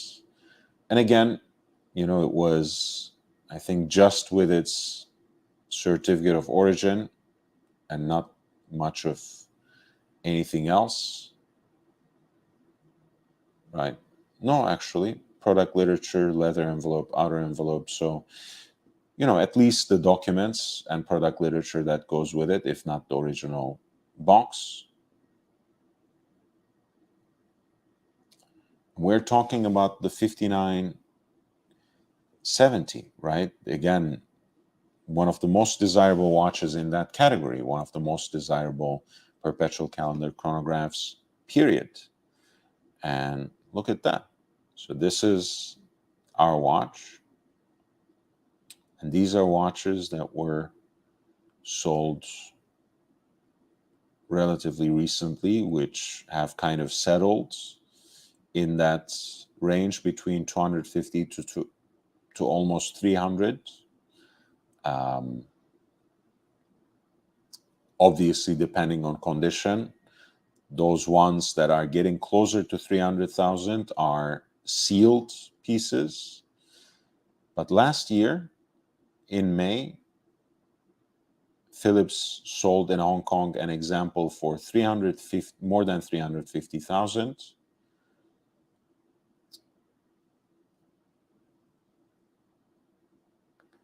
Last year in May in Switzerland, they were selling for 330. And I think that's a significant drop, which only serves to solidify this downward trend that equally affects, I think, every segment of the market, every kind of watch. When I say equally affects, it affects them all, not to say that it affects them in equal measure. But I think our study today showed you how no one brand, no particular model, no matter how hyped they were at the height of the market, was spared from this downturn. So even the very streamlined, very curated, very carefully selected presentations of auctions, such as the Phillips New York auction number 9, even those are not prone to these significant changes in the markets, which I believe are going to remain with us well into 2024 as well. Thank you again. Please hit the like button. Thank you for being here, Memovox. I really appreciate you all. Thank you once again, I Love Maldives, for sponsoring this live stream and encouraging my work. I really appreciate you. For St. Peter and Jake Brooks, for your generous super chats, I appreciate you as well. Guys, you know how to support the channel. Hitting the like button is just great. sharing the link with others and helping me expand the community is even better. If you are just chancing upon this, I am here almost every day with both live streams and shorter form contents that focuses on historical detail and horological nuance. I have certain points of focus that you can probably quickly see from just browsing the videos very, in both the live section and the video section.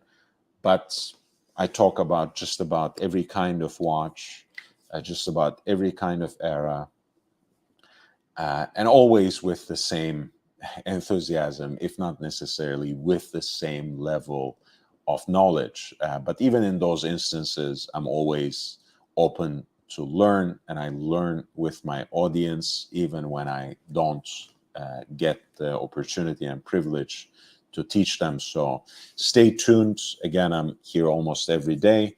If you want to support the channel, super chats, super thanks, super stickers are always welcome. You can become a member, which will give you access to even more content, to exclusive content. And there are also links in the video description, which can allow you other options to support. In either case, thank you for your support and presence. Please hit the like button. And I really, really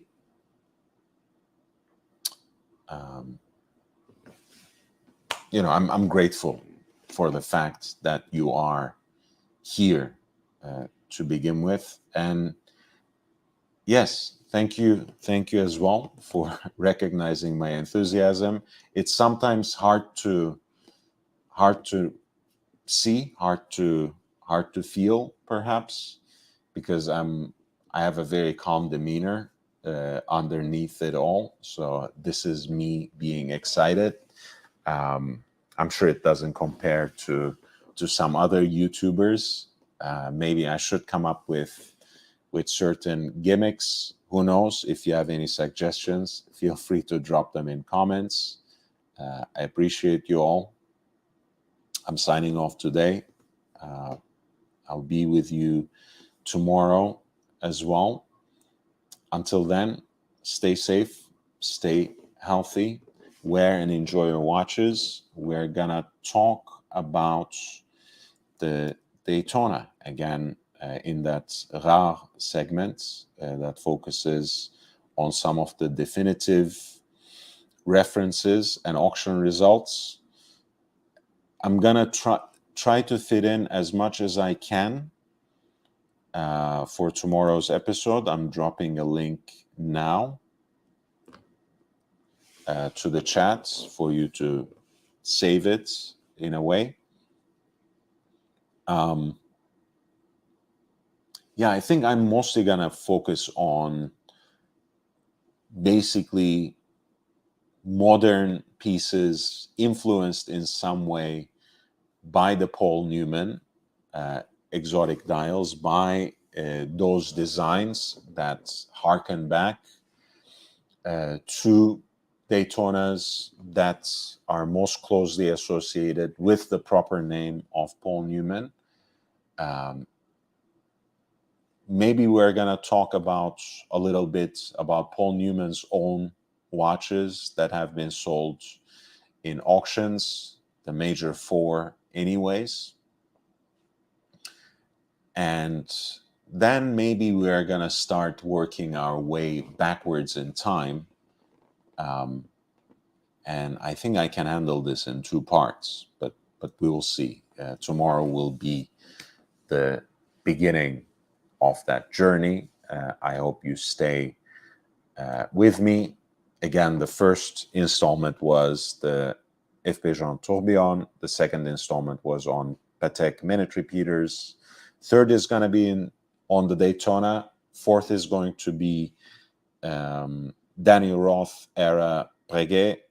Fifth is going to be the JLC Reverso. And again, the aim is not to be exhaustive, but comprehensive in a way with a certain focus. My intention was always to keep these for 2 hours, but you know my ways, you know how my mind works, you know how much I obsess over these things. I have to cover as much as I can, so I think it will take another 4 hours, and perhaps more in this case, since it will be maybe 2 chapters, but your patience will be rewarded. Love you all, and look forward to seeing you tomorrow. Goodbye.